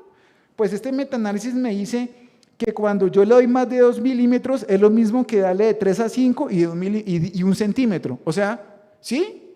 Pero si darle de más tampoco, no te va a cambiar el desenlace en términos de recaída. No es mortalidad. No es mortalidad. No hemos hecho nada por mortalidad hasta el momento, ni las radios ni las márgenes. Sí recaen menos, pero eso no tiene un desenlace de mortalidad. Los estudios NSPI 724, Reino Unido, el suizo, ninguno de ellos ha tenido impacto en mortalidad. Los pacientes tienen una mortalidad menos del 1%, o sea, no hay impacto. Este otro estudio me dice una cosa, si usted tiene un margen cercano y la irradia, ¿está bien? Sí, está bien. Dicen que cuando usted tiene un margen cercano, la irradia es casi como si usted tuviera un margen más de 3 milímetros y no la irradia. O sea, la radioterapia sí solapa el margen cercano. Bueno, entonces de pronto ya sé a cuál paciente podríamos irradiar. Y esta respuesta, esta pregunta que les digo, también se va a hacer un estudio grande publicado en Allar Surgery. A raíz de esto que les he contado, el NCCN nos dicen, listo, está bien. Paciente en la cual usted pudiera omitir la radioterapia son pacientes con tamaños menores de 2.5 centímetros, márgenes negativos, paciente por encima de 50 años y ojalá que el diagnóstico haya sido por mamografía. Eso nos habla de la baja carga tumoral, extensión tumoral. Cuando una paciente se le diagnostica por mamografía tiene mejor pronóstico. Y hay un dato importante. Cuando yo tengo una recaída por un tumor in situ de buen pronóstico, el 80% son luminales A. Por eso es que no nos impactan mucho en mortalidad. Una paciente grado 3 nuclear joven, hasta el 10-20% me recaen como triple negativas. Y una paciente con un tumor grado nuclear 3 me puede recaer como tumores HER2 positivos. Entonces, realmente, los de buen pronóstico que me recaen, me pueden recaer también como luminales, que yo me siento un poco más cómodo tratándolo. Perfiles, las plataformas genómicas.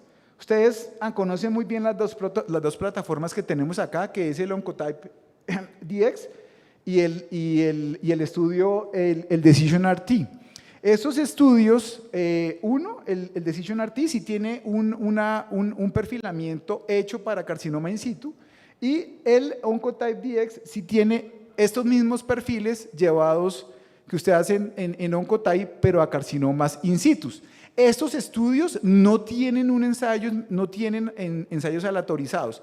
Ellos fueron validados en ensayos aleatorizados, pero no tienen estudios aleatorizados. Una pregunta, ¿y en cuáles estudios? Pues en los en que acabamos de nombrar con bloques de parafina. ¿Cuál?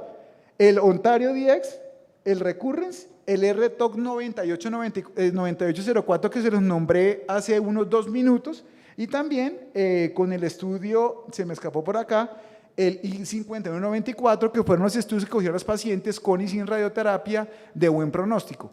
¿Y qué les puedo decir de estas terapias? Que cuando estas plataformas te dicen que es de bajo riesgo y la irradias, no impacta en recaída por invasor. O sea, no lo haga. Pero si ella te dice, déle la radioterapia, sí te disminuye en un 4% recaída por radioterapia. O sea, las plataformas sí te pueden servir. Una pregunta, ¿y usted a quién le quiere la plataforma? ¿A la de alto riesgo o de bajo riesgo? Si yo estoy interviniendo un cáncer in situ donde la intervención no me impacta en mortalidad, pues yo se lo haría a la de alto riesgo para desescalarla. Esa sería la respuesta más lógica, no se la pido a la de alto riesgo, porque igual no me impacta en desenlaces de mortalidad. Eso es más o menos las conclusiones. La siguiente pregunta, ya tenemos claro quién no irradiar, más o menos, es la hormonoterapia. ¿Cuál es el fin de la hormonoterapia adyuvante en carcinoma in situ? Ya, segundo estudio, NSAIP-24, heredó las pacientes del NSAIP-17 y nos dijo que la hormonoterapia disminuye la recaída en cáncer in situ en un 50%. Es cierto, de 13 a 6%, de 30 a 13%, pero me gustaría que miraran el cuadrito pequeño. La diferencia entre invasor en recaídas es más o menos de un 3 a 4%. O sea, lo importante es que no me recaiga como invasor y sí tiene un impacto importante en esa recaída. El IBIS-2 es un estudio que nos valida el uso del anastrozol en in situ, pero si yo le pongo un paciente anastrozol, casi el desenlace es el mismo con los efectos importantes de los inhibidores de aromatasa. Este es el C35, es un estudio muy parecido al IBIS-2 y nos valida el uso de anastrozol unas diferencias mínimas, sin impactar en recaída como invasor. Obviamente no recae en supervivencia global, pero este estudio digamos que nos valida el uso de anastrozol en pacientes con contraindicación para el tamoxifeno, que ustedes las conocen muy bien, pero los inhibidores de aromatasa no son medicamentos que demos de entrada en carcinomas in situ. Listo. Sobre tratamiento, ¿ustedes no será que están dando mucha dosis de tamoxifeno? Pues puede ser, porque es que nosotros sacamos los 20 miligramos de los estudios hechos para invasor, del NSAIP-14, los estudios del overview de tamoxifeno, de todos esos, dijimos, pues démosle igual la misma dosis. O sea, nos quedó siempre como esa idea de que le estamos sobredando una dosis de tamoxifeno. Y sale este estudio que todos conocemos muy bien, que es el TAM-01, como le dicen el TAM-Baby, bueno, muy bien, el nombre que usted quiera. 5 miligramos, 3 años. Primero, como decía un día un amigo mío, dele la tableta y pártala en 4.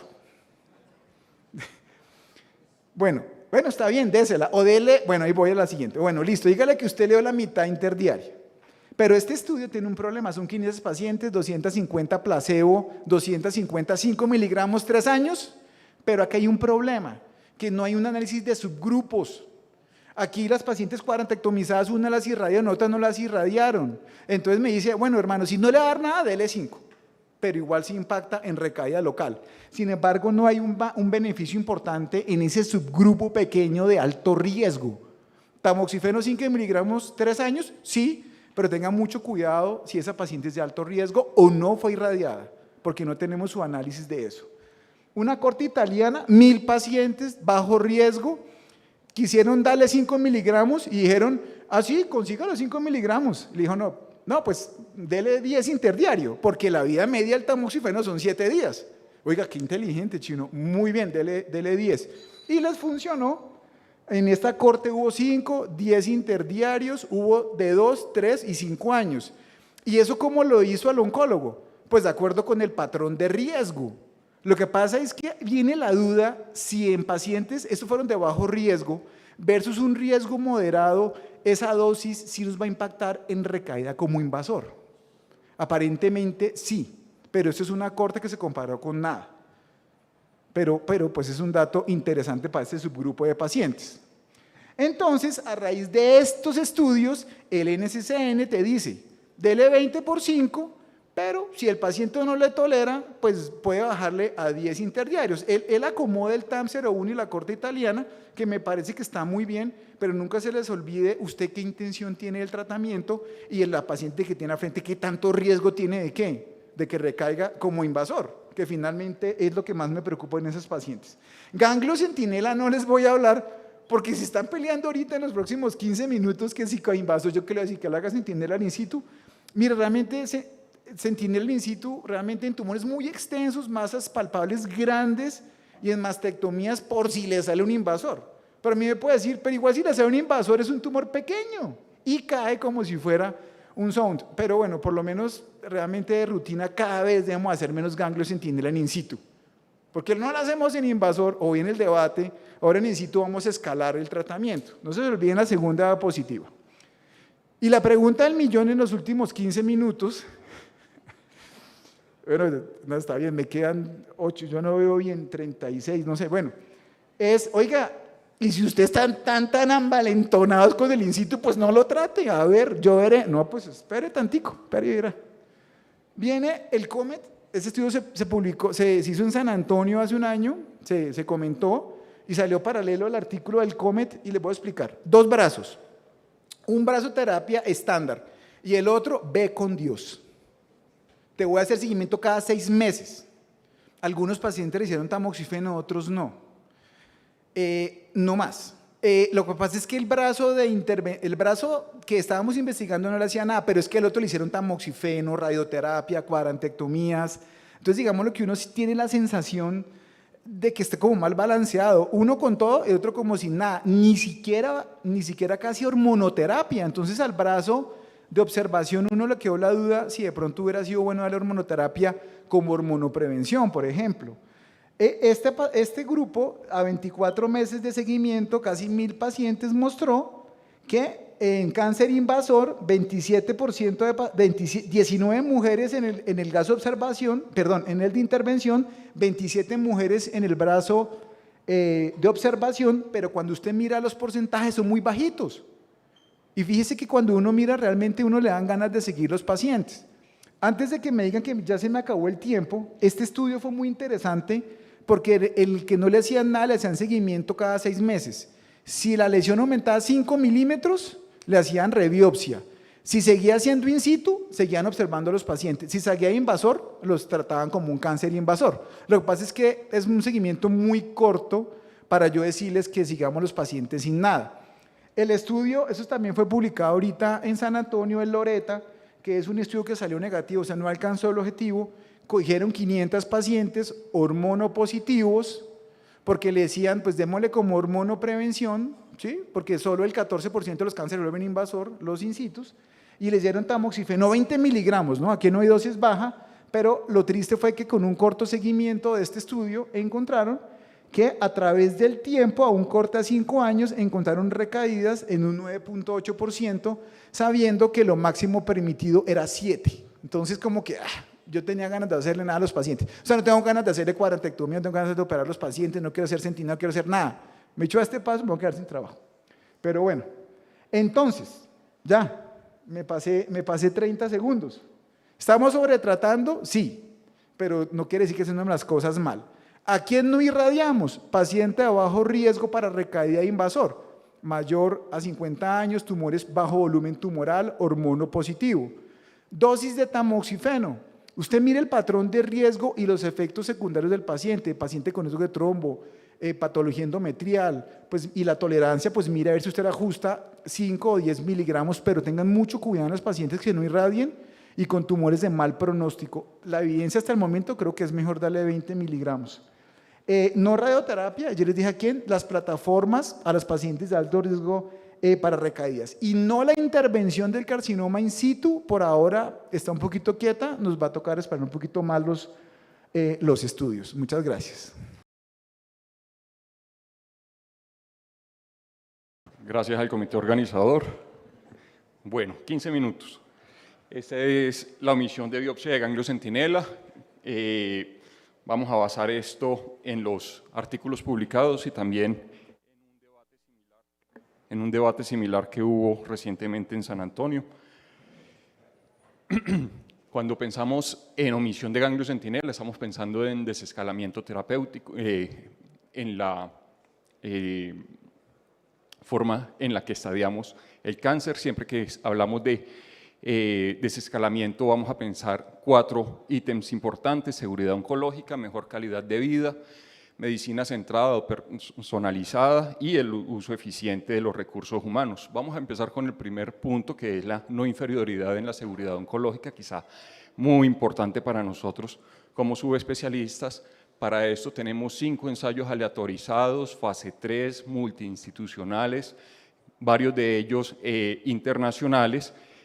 Tenemos 2 publicados, el SOUND, el INSEMA, con artículos publicados en el 2023, 2025 y recientemente en San Antonio del 2025 fueron presentados los resultados del BOC 201308. El primero de los estudios en los que vamos a basar esto es el SOUND, ya conocido por todos, ensayo fase 3 con criterios de elegibilidad cualquier edad, cualquier biología tumoral, y los tumores debían ser menores de 2 centímetros. Todas las pacientes debían ir a ecografía de evaluación de la axila previo a la aleatorización y se debía asegurar cirugía conservadora y radioterapia. Se incluyeron 1.400 pacientes con una mediana de seguimiento cercano a los 6 años y el objetivo principal, que era la supervivencia libre de enfermedad a distancia, 5 años, logró el margen de no inferioridad que era una diferencia menor de 2.5 y lo vemos aquí en los resultados. La diferencia entre los dos es mínima, alrededor del 98% de supervivencia libre de enfermedad a 5 años. Muy bien. Esta es la forma de verlo gráficamente con las curvas de Kaplan-Meier, en la cual vemos que no hay una diferencia en el objetivo principal del estudio ni en el objetivo secundario, que era supervivencia libre, supervivencia global. El tratamiento adyuvante fue similar en ambos grupos. Hubo una diferencia en la radioterapia porque hasta el 10% de los pacientes recibían un protocolo Elliott, que es de radioterapia intraoperatoria. Algo que puede prestarse a discusión es que de los pacientes llevados en el grupo control a biopsia de ganglio centinela, un 13.7% de los pacientes tenían un ganglio positivo y de ellos el 8.6% eran macrometástasis. Como el otro brazo, cuando los pacientes eran llevados a biopsia de ganglio centinela y se debía complementar con vaciamiento axilar, se veía que la tasa de upgrade era de 0.6%. El segundo estudio, para tratar de convencerlo, doctor Lema, de acuerdo, es el estudio INSEMA, un diseño muy similar al SOUND, solamente que como diferencias incluía pacientes hasta 5 centímetros del tumor, aleatorizaban en una relación 1:4 porque iban a una segunda aleatorización para realizarles vaciamiento o no vaciamiento a los pacientes que salían con ganglio centinela positivo. Por esa razón, la cantidad de pacientes es muy alta, casi 5.000 pacientes, 1.000 pacientes en el brazo de omisión del ganglio centinela, 4.000 pacientes en el brazo control, una mediana de seguimiento de 6 años, y aquí también el objetivo primario del estudio era la supervivencia libre de enfermedad invasora. Este desenlace nos permite encontrar diferencias en recurrencia local y en recurrencia regional más tempranos, que es lo que esperamos en este tipo de pacientes, como lo vamos a ver más adelante. Y también logró demostrar ese margen de no inferioridad, con una tasa estimada de supervivencia libre de enfermedad invasora cercana al 92% en ambos grupos, tanto el de intervención como el control, lo cual también lo vemos aquí gráficamente en las curvas de Kaplan-Meier, donde el objetivo principal se logra, no inferioridad, y también el objetivo secundario de supervivencia global. El tratamiento adyuvante en ambos grupos no tuvo diferencias significativas. El único que tuvo un poquito allí es la quimioterapia, que se le daba un poco más de quimioterapia al grupo que tenía ganglio centinela, biopsia de ganglio centinela. La tasa de hallazgo de ganglios positivos en la biopsia con ganglio centinela era 15% y 11,4% de ellos eran macrometástasis, y cuando eran llevados en esa segunda aleatorización a vaciamiento axilar, vieron que el upgrade a un N2 era del 0.2%. Recordemos que el del SOUND era del 0.6%. El tercer estudio no tenemos todavía todo el artículo publicado, pero sí tenemos en varios sitios, en un en un artículo recientemente publicado por Sparano y lo que presentaron en San Antonio es el estudio BOC 1308, muy similar, fase 3, multicéntrico,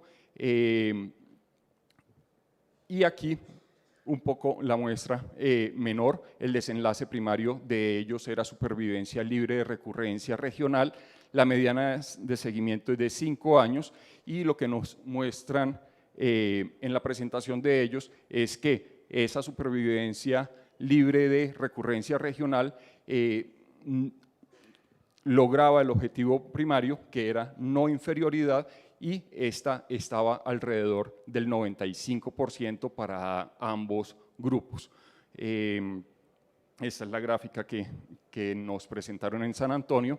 El tratamiento adyuvante en ellos no tuvo grandes diferencias significativas. La quimioterapia, como lo pueden ver, era similar a la terapia dirigida, pero llama aquí la atención que, como lo vamos a ver, sus pacientes, la mayoría, eran luminales con terapia endocrina planeada, pero las pacientes lograban completar esa terapia endocrina en un porcentaje cercano al 40%. Ellos aquí nos dicen, oiga, no hubo diferencias en la radioterapia que se le dio a ambos grupos. En los pacientes con biopsia de ganglio centinela se encontró positividad en el 13.7, similar al del Sound, y macrometástasis de 7,7%. Aquí vemos entonces cómo, al comparar los desenlaces primarios de los 3 ensayos que tenemos, vamos a ver unas incidencias acumuladas similares en ellos, bajas, una recurrencia local cercana al 1%, regional cercana al 1%, metástasis a distancia del 2% y de muerte entre el 0 y el 1.6%, similares entre ambos grupos. El segundo objetivo del desescalamiento terapéutico es mejorar la calidad de vida, y para esto tenemos el estudio específico del INSEMA, que es el que lo detalla. De estudios previos, en los estudios pivotales del ganglio centinela, sabemos que el ganglio centinela está relacionado con linfedema y con alteraciones sensitivas en la extremidad, y esto era el objetivo del INSEMA. ¿Qué encuentran ellos? Que tempranamente el ganglio centinela tiene, la realización del ganglio centinela tiene un poco más de complicaciones quirúrgicas, lo entendemos, como seromas y alteraciones en el miembro superior, como restricción de la movilidad, dolor, ¿de acuerdo? Y parestesias. Pero a largo plazo, o sea, aquellos que se mantienen hasta 36 meses en seguimiento de este estudio, ven que la diferencia entre el linfedema, entre los que se les hace la biopsia de ganglio centinela y los que no, es significativa según la descripción en esos estudios, comparando un 2% en los que se omite el ganglio centinela y un 6% en los que se realiza el ganglio centinela. Sin embargo, no nos ofrecen las PES todavía en los estudios publicados. ¿Y por qué es esto importante? Porque en todas partes, a pesar que esto lo sabemos, que los pacientes que son llevados a una biopsia en la axila pueden tener más linfedema, más dolor, más restricciones en la movilidad y dolor.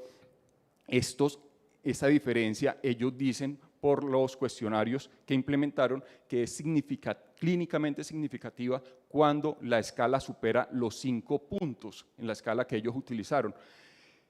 En todas partes, ¿de acuerdo?, nos están hablando, oiga, sí, hay más efectos secundarios del evento quirúrgico, pero cuando vemos cuáles son los que realmente superan esos 5 puntos, vamos a ver que es quizás este de dolor, ¿de acuerdo? Pero queda muy interrogado el del edema y el de la alteración de la movilidad. Y estas diferencias sí son significativas en los 3 primeros meses, pero se diluye en el tiempo. Entonces es para tener en cuenta en la discusión. En cuanto a medicina centrada en el paciente, vamos a ver que si bien los criterios de inclusión eran muy amplios, al ver cuáles son la representación que tienen las características de cada uno de los tumores y los pacientes, vamos a ver que vamos a indicar ganglio centinela, o están mejor representados en los pacientes que son mayores de 50 años, con tumores menores de 2 centímetros, que sean grados histológicos bajos y que tengan receptores de estrógenos y progestágenos positivos. Queda interrogado la posmenopausia porque no nos lo ofrecen en los últimos 2 estudios, y esa adherencia a la hormonoterapia adyuvante. Entonces, esto ha sido no solamente publicado en 2 artículos, sino que también ya hace parte de las recomendaciones de la guía ASCO en el 2025 y que fue también avalado por la Asociación Americana de Radioterapia y la Asociación Alemana de Mastólogos. Y es que no se debería recomendar la realización de ganglio centinela en pacientes bien seleccionados, es decir, que sean mayores a 50 años, que tengan una ecografía negativa de la axila, que sus tumores sean menores de 2 centímetros hasta 1 grado 2 y que sean tumores luminales fuertemente positivos, HER2 negativo y que sean programadas para cirugía conservadora con radioterapia después de ella. Este es el flujograma de esa actualización. Y el último punto es si mejora los costos.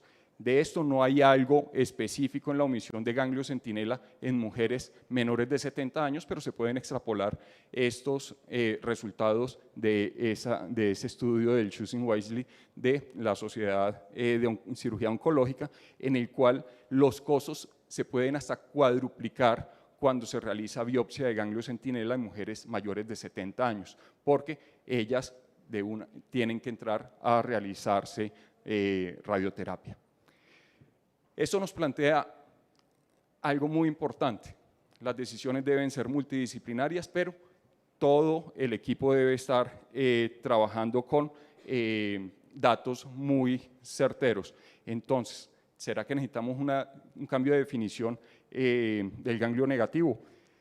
Lo que se venía utilizando hasta antes de la publicación de estos estudios es que ganglio negativo en cáncer de mama era ganglio centinela negativo, pero con estos nuevos estudios que hacen mucho hincapié en la ecografía de mama, podemos estar cambiando a un nuevo concepto que es ganglio negativo por imagen.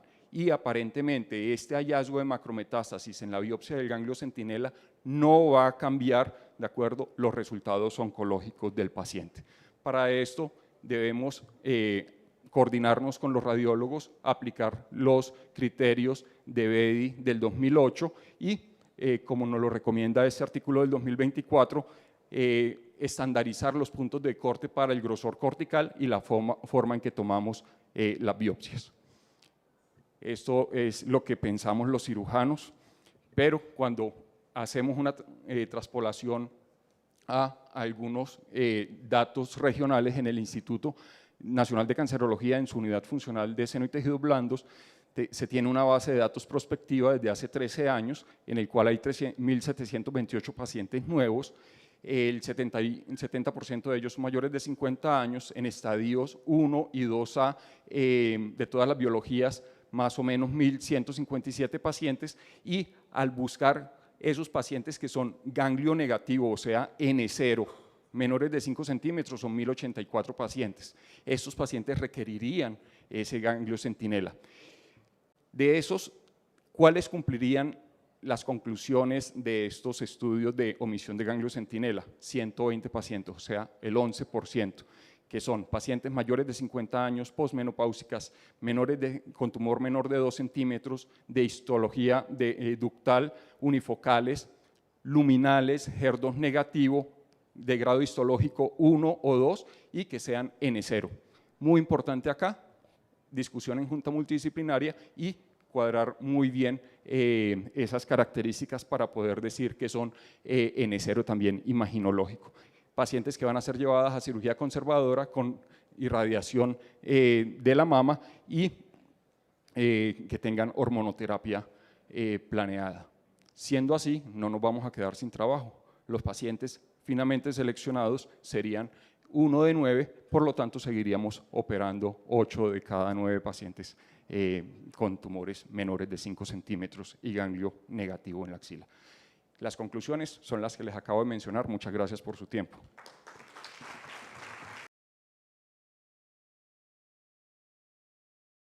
Gracias por la invitación. Este tema lo escogimos hace más o menos 6 meses, cuando empezamos a ver que íbamos a hablar aquí, y nos pareció un tema muy interesante por los artículos que el doctor Contreras les expuso. Y coincidencialmente, bueno, no tengo ningún conflicto de interés, coincidencialmente, el mismo debate en San Antonio. Y pues San Antonio, un gran congreso, un gran sitio donde se debaten las mayores controversias del cáncer de mama actual. Y pues el contrincante, ya lo vieron, el doctor Daniel Contreras, lo noté un poquito nervioso, no sé si era porque le da miedo dejar de operar o algo, pero bueno. Daniel es un amigo, fue alumno y una persona a la cual yo quiero mucho y respeto mucho como profesional. Lamentablemente el doctor Contreras en este momento se está desviando del bien, que está en contra de una adecuada estadificación de los pacientes de cáncer de mama temprano. En cambio, yo sigo a favor de una adecuada estadificación de los pacientes con cáncer de mama temprano y el tratamiento personalizado, porque para mí no es factible dar un tratamiento individualizado y personalizado si no realizamos ganglio centinela. Entonces, como les decía, la doctora Melissa Pilensky me hizo el trabajo más fácil. Yo ya tenía mi charla más o menos muy bien estructurada, pero cuando uno ve la charla y se da cuenta que a la doctora Pilensky, que trabaja en Michigan, le revisa la charla a la doctora Morrow, pues uno dice, no, ahora sí, gané. Y ya no es una cosa tan fácil porque ya Daniel no está compitiendo contra Carlos Lehmann, sino muy probablemente contra la doctora Mónica Morrow. Y el debate pues se ve un poquito ya más desigual. Entonces, lo primero que hay que decir es que vamos a hablar en esta charla de pacientes con cáncer de mama temprano, HER2 negativos llevados a cirugía de entrada. No, esto no incluye triple negativos, HER2 positivos, ni pacientes llevados a neoadyuvancia. El doctor Contreras ya les mostró los estudios, yo no voy a debatir mucho sobre esto, son estudios buenos, son estudios grandes, con unas Ns muy significativas. Las curvas absolutamente iguales, indebatibles. Yo no me voy a poner aquí a decir que esto es mentiras, pero sí es increíble que esto lo sabíamos. El ganglio centinela no es terapéutico, el ganglio centinela es pronóstico. Y esto lo sabemos desde hace rato y lo sabemos en mama, lo sabemos en melanoma, que es una patología muchísimo más, digamos, biológicamente más agresiva, algunos. Y vean esto. Yo siempre saco esta diapositiva, yo creo que esta es la diapositiva que a mí más me gusta de toda la historia de los estudios del NSABP, porque no importa lo que uno le haga a los pacientes, mastectomía radical versus mastectomía total más radiación, mastectomía total, no importa qué le haga, los pacientes van igual. Pero si ustedes se dan cuenta, lo que sí importa es si el paciente tiene o no compromiso ganglionar. Miren las curvas, la diferencia, indiferente del tratamiento, cómo pacientes con ganglios positivos o ganglios negativos se comportan muy diferentes. Entonces, ya sabemos los criterios, esto no es para todo el mundo, los que se supone que tienen indicación de abstención de vaciamiento. Este es el doctor Walter Weber, un suizo que fue el que tenía que defender no hacer ganglio centinela. Y pues miren, sobre todo el INSEMA, que es un estudio más grande, tienen que ser mujeres posmenopáusicas, mayores pues de 50 años, menores de 2 centímetros, grado 1 o 2, receptor hormonal fuertemente positivo, que tienen terapia neoadyuvante, pero lo que no nos dice ahí es que los tumores en promedio de estos estudios eran de 1.1 centímetro, tumores realmente pequeños. Y lo segundo es que el doctor Weber olvidó convenientemente no nombrar la radioterapia en esta tablita. O sea, la radioterapia tiene que ser obligatoria en estos pacientes. Y eso tiene implicaciones, porque como ustedes se han dado cuenta, la radioterapia también está en boga de desescalamiento. Definitivamente tenemos que sacar a los tumores T2 y grado 3, no son candidatos para no hacer ganglio centinela, o sea, no estadificarlos correctamente. Miren esto tan interesante, este es el estudio holandés y aunque no hubo diferencias significativas, miren la diferencia en carcinoma metastásico comparado, no centinela versus centinela. No fue significativamente estadístico, probablemente porque las N son muy pequeñas, pero miren cómo hay más del doble de carcinoma metastásico en los pacientes que no se les hizo ganglio centinela. Vuelvo y repito, no es estadísticamente significativo, pero sí es más del doble. Entonces, a mí sí me llama la atención que de un día para otro el ganglio centinela pierda su capacidad pronóstica y su capacidad de estadificar correctamente a los pacientes. Pues no, es que eso nunca lo ha perdido. Nunca lo ha perdido, y este estudio, miren lo importante que es saber a qué paciente tenemos enfrente nuestro, qué paciente estamos tratando. Este es un estudio del Early Breast Cancer Trialist Collaborative Group, donde se demuestra cómo hemos mejorado los tratamientos comparados en tanto pacientes con receptor hormonal positivo, ganglios negativos, y pacientes con RH positivos, ganglios positivos. Pero miren cómo los pacientes recaen de una manera diferente a distancia dependiendo si tienen o no ganglios comprometidos. El 7.5 de los pacientes con ganglios negativos recaen a distancia a 10 años y el 15% de los pacientes que tienen ganglio positivo recaen a distancia a 15 años, o sea, se van a morir de la enfermedad.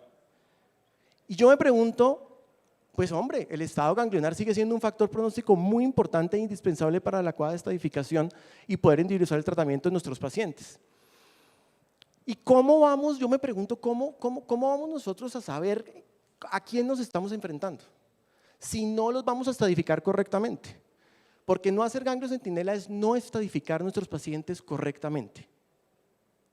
Y las pacientes que van a recaer, que pueden llegar a ser hasta el 15% a 10 años, esas mujeres, o sea, ese es el target de las pacientes con cáncer de mama temprano, a los cuales les debemos más trabajo, pero si no las identificamos desde el principio, ¿cómo vamos a esforzarnos por tratarlas mejor? Todos los congresos, no, tenemos que hacer medicina personalizada, tenemos que hacer medicina individualizada, y yo me pregunto, pues, ¿cómo lo podemos lograr si no hacemos esto? Vamos a ver ahora el impacto de la omisión del ganglio centinela en el tratamiento sistémico. Quimioterapia. Acuérdense que esto es para pacientes posmenopáusicas principalmente. Vivimos en la era del responder.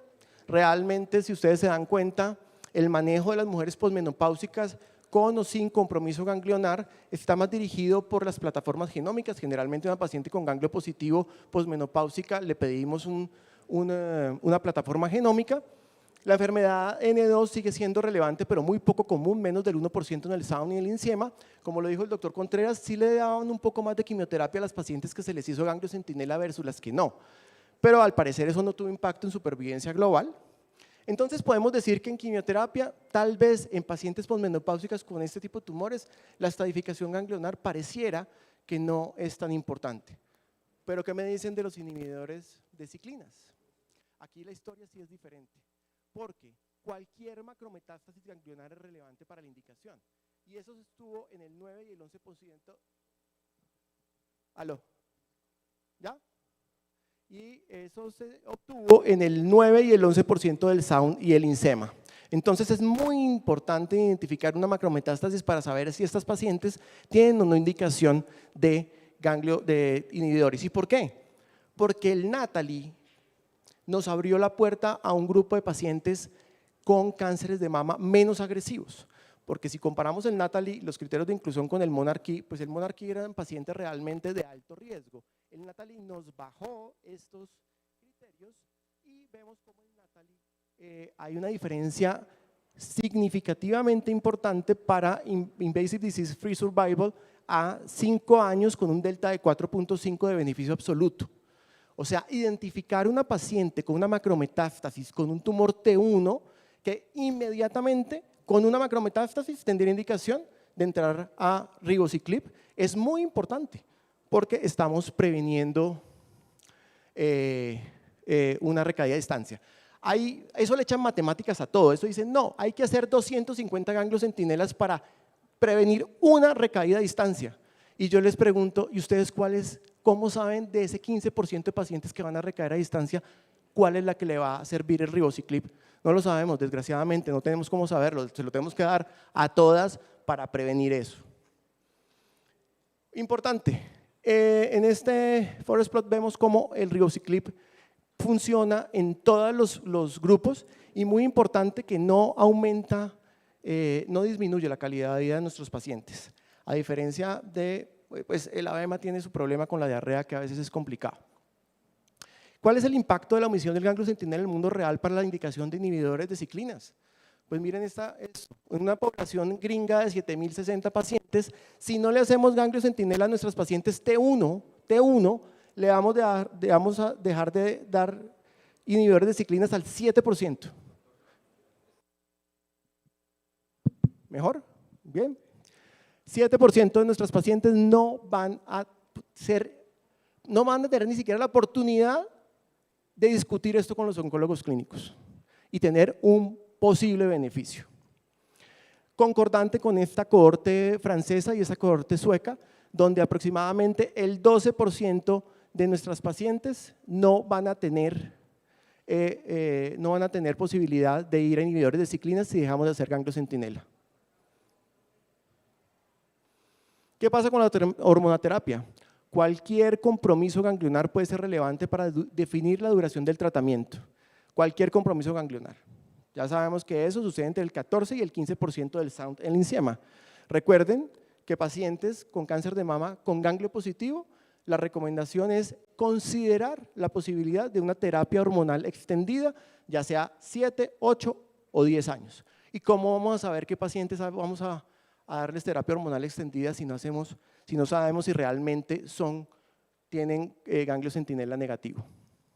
Entonces, en resumen, para la terapia sistémica, la realización de no hacer ganglio centinela puede tener varias consecuencias. No vamos a saber cuál es el tiempo adecuado de terapia endocrina, no vamos a poder considerar a estas pacientes para inhibidores de ciclinas y no vamos a poder optimizar las terapias endocrinas. Recuerden que en San Antonio salió un estudio que es el lidera, que parece que hay SERTs que son superiores a la terapia hormonal convencional y todos esos pacientes tenían que estar bien estadificados con patología de ganglio centinela. Ahora, radioterapia. Radioterapia muy importante, porque la radioterapia, aunque los amigos radioterapeutas insistan en muchas cosas, la radioterapia generalmente no tiene ningún impacto en la supervivencia global. Y el estado nodal es supremamente importante para que podamos escalar la radioterapia o desescalarla, ya sea con radiación parcial de la mama o omisión de BOOST o omisión de radioterapia. En Colombia generalmente no hay muchos sitios donde se haga irradiación parcial de la mama. Voy a pasar rápido por esto, pero se dan cuenta que todos los pacientes tienen que ser nodos negativos, ganglio negativo, y no dicen ecografía, no se refieren a BACAF, se refieren a estadificación quirúrgica, ya sea por ganglio centinela o vaciamiento, pues que sí, totalmente en contra pues, de vaciar las pacientes, ¿no? En el INSEMA, todas las pacientes casi requirieron irradiación completa de la mama. En el SOUND sí dejaron haber unas pacientes con irradiación parcial de la mama. Igual, en el estudio holandés también requerían irradiación completa de la mama. El doctor Bobadilla nos habló un poco de lo que es una radioterapia incidental y una radioterapia, se me olvidó el término, el otro, deliberada a la axila. Y miren cómo en el INSEMA que hizo el análisis, el 96% de las pacientes recibían radioterapia a toda la mama y más del 50% de las pacientes recibían más del 86% de la dosis en el nivel 1 axilar. Eso es importante porque si vamos a hacer irradiación parcial de la mama, pues definitivamente tenemos que tener estadificada a nuestros pacientes. Rapidito esta figura lo que quiere decir es que hay una gran mayoría de pacientes que si les damos radiación de toda la mama, hacemos radioterapia no deseada, incidental de la axila en una gran cantidad, diferente cuando hacemos parcial, que no estamos irradiando realmente la axila. Y si ustedes se dan cuenta, todas las sociedades científicas exigen que para hacer irradiación parcial de la mama tengamos ganglio centinela negativo o ganglios negativos. Omisión de radioterapia. A mí me gusta este tema porque obviamente a diferencia de que el doctor Bobadilla dice no, es que la toxicidad, que una cosa, pues hombre, la toxicidad de la radioterapia, muchas pacientes sí se quejan con los cirujanos de seno de la toxicidad de la radioterapia, no precisamente del corazón porque ni la sienten, pero sí astenia, dinamia, radiodermitis, afortunadamente cada vez menos. a veces disfagia, bueno, muchas cosas, pero a mí me parece interesante el tema. Tenemos algunos estudios como el Prime 2, el CalGB 9343, que son estudios que exigían que eran pacientes mayores de 65 años, receptor hormonal positivo, HER2 negativo, T1, N0, M0, ganglio centinela negativo, no ecografía negativa, no BACAF negativo, ganglio centinela negativo. O sea, si nosotros no hacemos ganglio centinela, no vamos a poder decirle a algunas pacientes que podrían no tener beneficio de ir a radioterapia después de cirugía conservadora. El estudio Lumina, el doctor Guzmán ya lo presentó, 5 años después de enrolar a los pacientes, solo 2.3% de las pacientes recaían. Entonces, lo que viene, estos son todos los estudios para abstención de radioterapia en cirugía conservadora, no dar radioterapia en cirugía conservadora, o sea, esto se viene bastante. Y todos los estudios tienen que ser con ganglio centinela, no admiten ecografía, BACAF, nada de eso, hay que estadificar los pacientes. Y este es un artículo interesante, ¿realmente estamos escogiendo bien el desescalamiento de nuestras pacientes? Virgen Santísima, nos vamos a inundar aquí. Miren esto tan interesante. ¿Va a sonar la alarma? Bueno, miren cómo a medida que nosotros no hacemos ganglio centinela, porque ya se me está acabando el tiempo, empezamos a irradiar más nuestras pacientes. Menos ganglio centinela, más radioterapia. Y eso, a mí me parece que eso, de verdad, ¿qué es menos mórbido, qué es menos tóxico para el sistema? ¿Un ganglio centinela o la radioterapia? Esto es pregunta ChatGPT. No, cero científico, pero pues fue la fuente. ¿Cuánto vale una radioterapia en los Estados Unidos? Entre 18.000 y 44.000 dólares. Eso vale una radioterapia en los Estados Unidos. ¿Cuánto vale un ganglio centinela en los Estados Unidos? Entre 3.500 y 6.000 dólares. Imagínense. Imagínense si nos ganáramos esa plata. Pero bueno, la radioterapia tiene un costo 5 a 7 veces mayor que el ganglio centinela en los Estados Unidos. Y esta toxicidad, doctor Bobadilla, es innegable. O sea, Estados Unidos yo no sé cómo hace para pagar estas cosas, pero las paga. Y en Colombia obviamente ni el doctor Bobadilla se gana eso, ni nosotros nos ganamos eso por el ganglio centinela, pero les aseguro que la proporción debe ser igual. Hay otras dificultades para implementar esto en Colombia, calidad y estandarización de la ecografía axilar para definir N0 clínico. ¿Ustedes han visto las ecografías que les llegan? A veces ni siquiera dicen cómo está la axila. Falta de manejo multidisciplinario en la mayoría de los pacientes, y eso es importante, porque si yo desescalo el ganglio, el doctor Bobadilla me va a escalar la radioterapia muy probablemente. Entonces tenemos que hablarnos para que eso no suceda. Barreras de acceso, 18 segundos. Barreras de acceso a nuestros pacientes en tratamientos adyuvantes estándar. Entonces, habiendo discutido las implicaciones de la omisión del ganglio centinela en pacientes con cáncer de mama, tenemos que, esta es la diapositiva que yo les pido que miren. Yo me siento con esta señora y le digo, señora, usted es un PTN1 en N0M0, hablemos de descalamiento de radioterapia, parcial irradiar de la mama, omisión de busto, omisión de radioterapia, 5 años de terapia hormonal, considerar omisión de terapia hormonal en estudios clínicos, porque eso se viene, y la terapia hormonal es bien tóxica. Si yo le digo a la señora, no señora, usted no es un T1N1N0, sino un T1N1M0, radioterapia toda la mama, más o menos radioterapia nodal, terapia hormonal extendida, ¿es candidata en inhibidores de ciclina, sí o no? Indicación de nuevas terapias, CERTS. O sea, esto es como, yo no sé de dónde sacan que es que tenemos que dejar de hacer ganglio centinela porque no impactan en la supervivencia global ni en la recaída, cuando eso lo sabíamos desde hace 25 años. Tenemos obviamente que buscar mejores biomarcadores que la estadificación quirúrgica, pero lamentablemente todavía no estamos ahí. Ya no voy a correr este video. El video lo que dice es que la doctora tiene, mejor dicho, ningún paciente que ella le ofreció ganglio centinela y poder ser elegible a no radioterapia, escogió abstención de ganglio centinela. Yo les voy a hacer una pregunta rápida. Si ustedes tienen cáncer de mama T1N0 y les dicen, Hay posibilidades de no dar radioterapia si le hago a ganglio centinela, pero si no le hago a ganglio centinela, todos van a radioterapia. ¿Quién diría, no me haga el ganglio centinela? Levante la mano. No más preguntas, su señoría.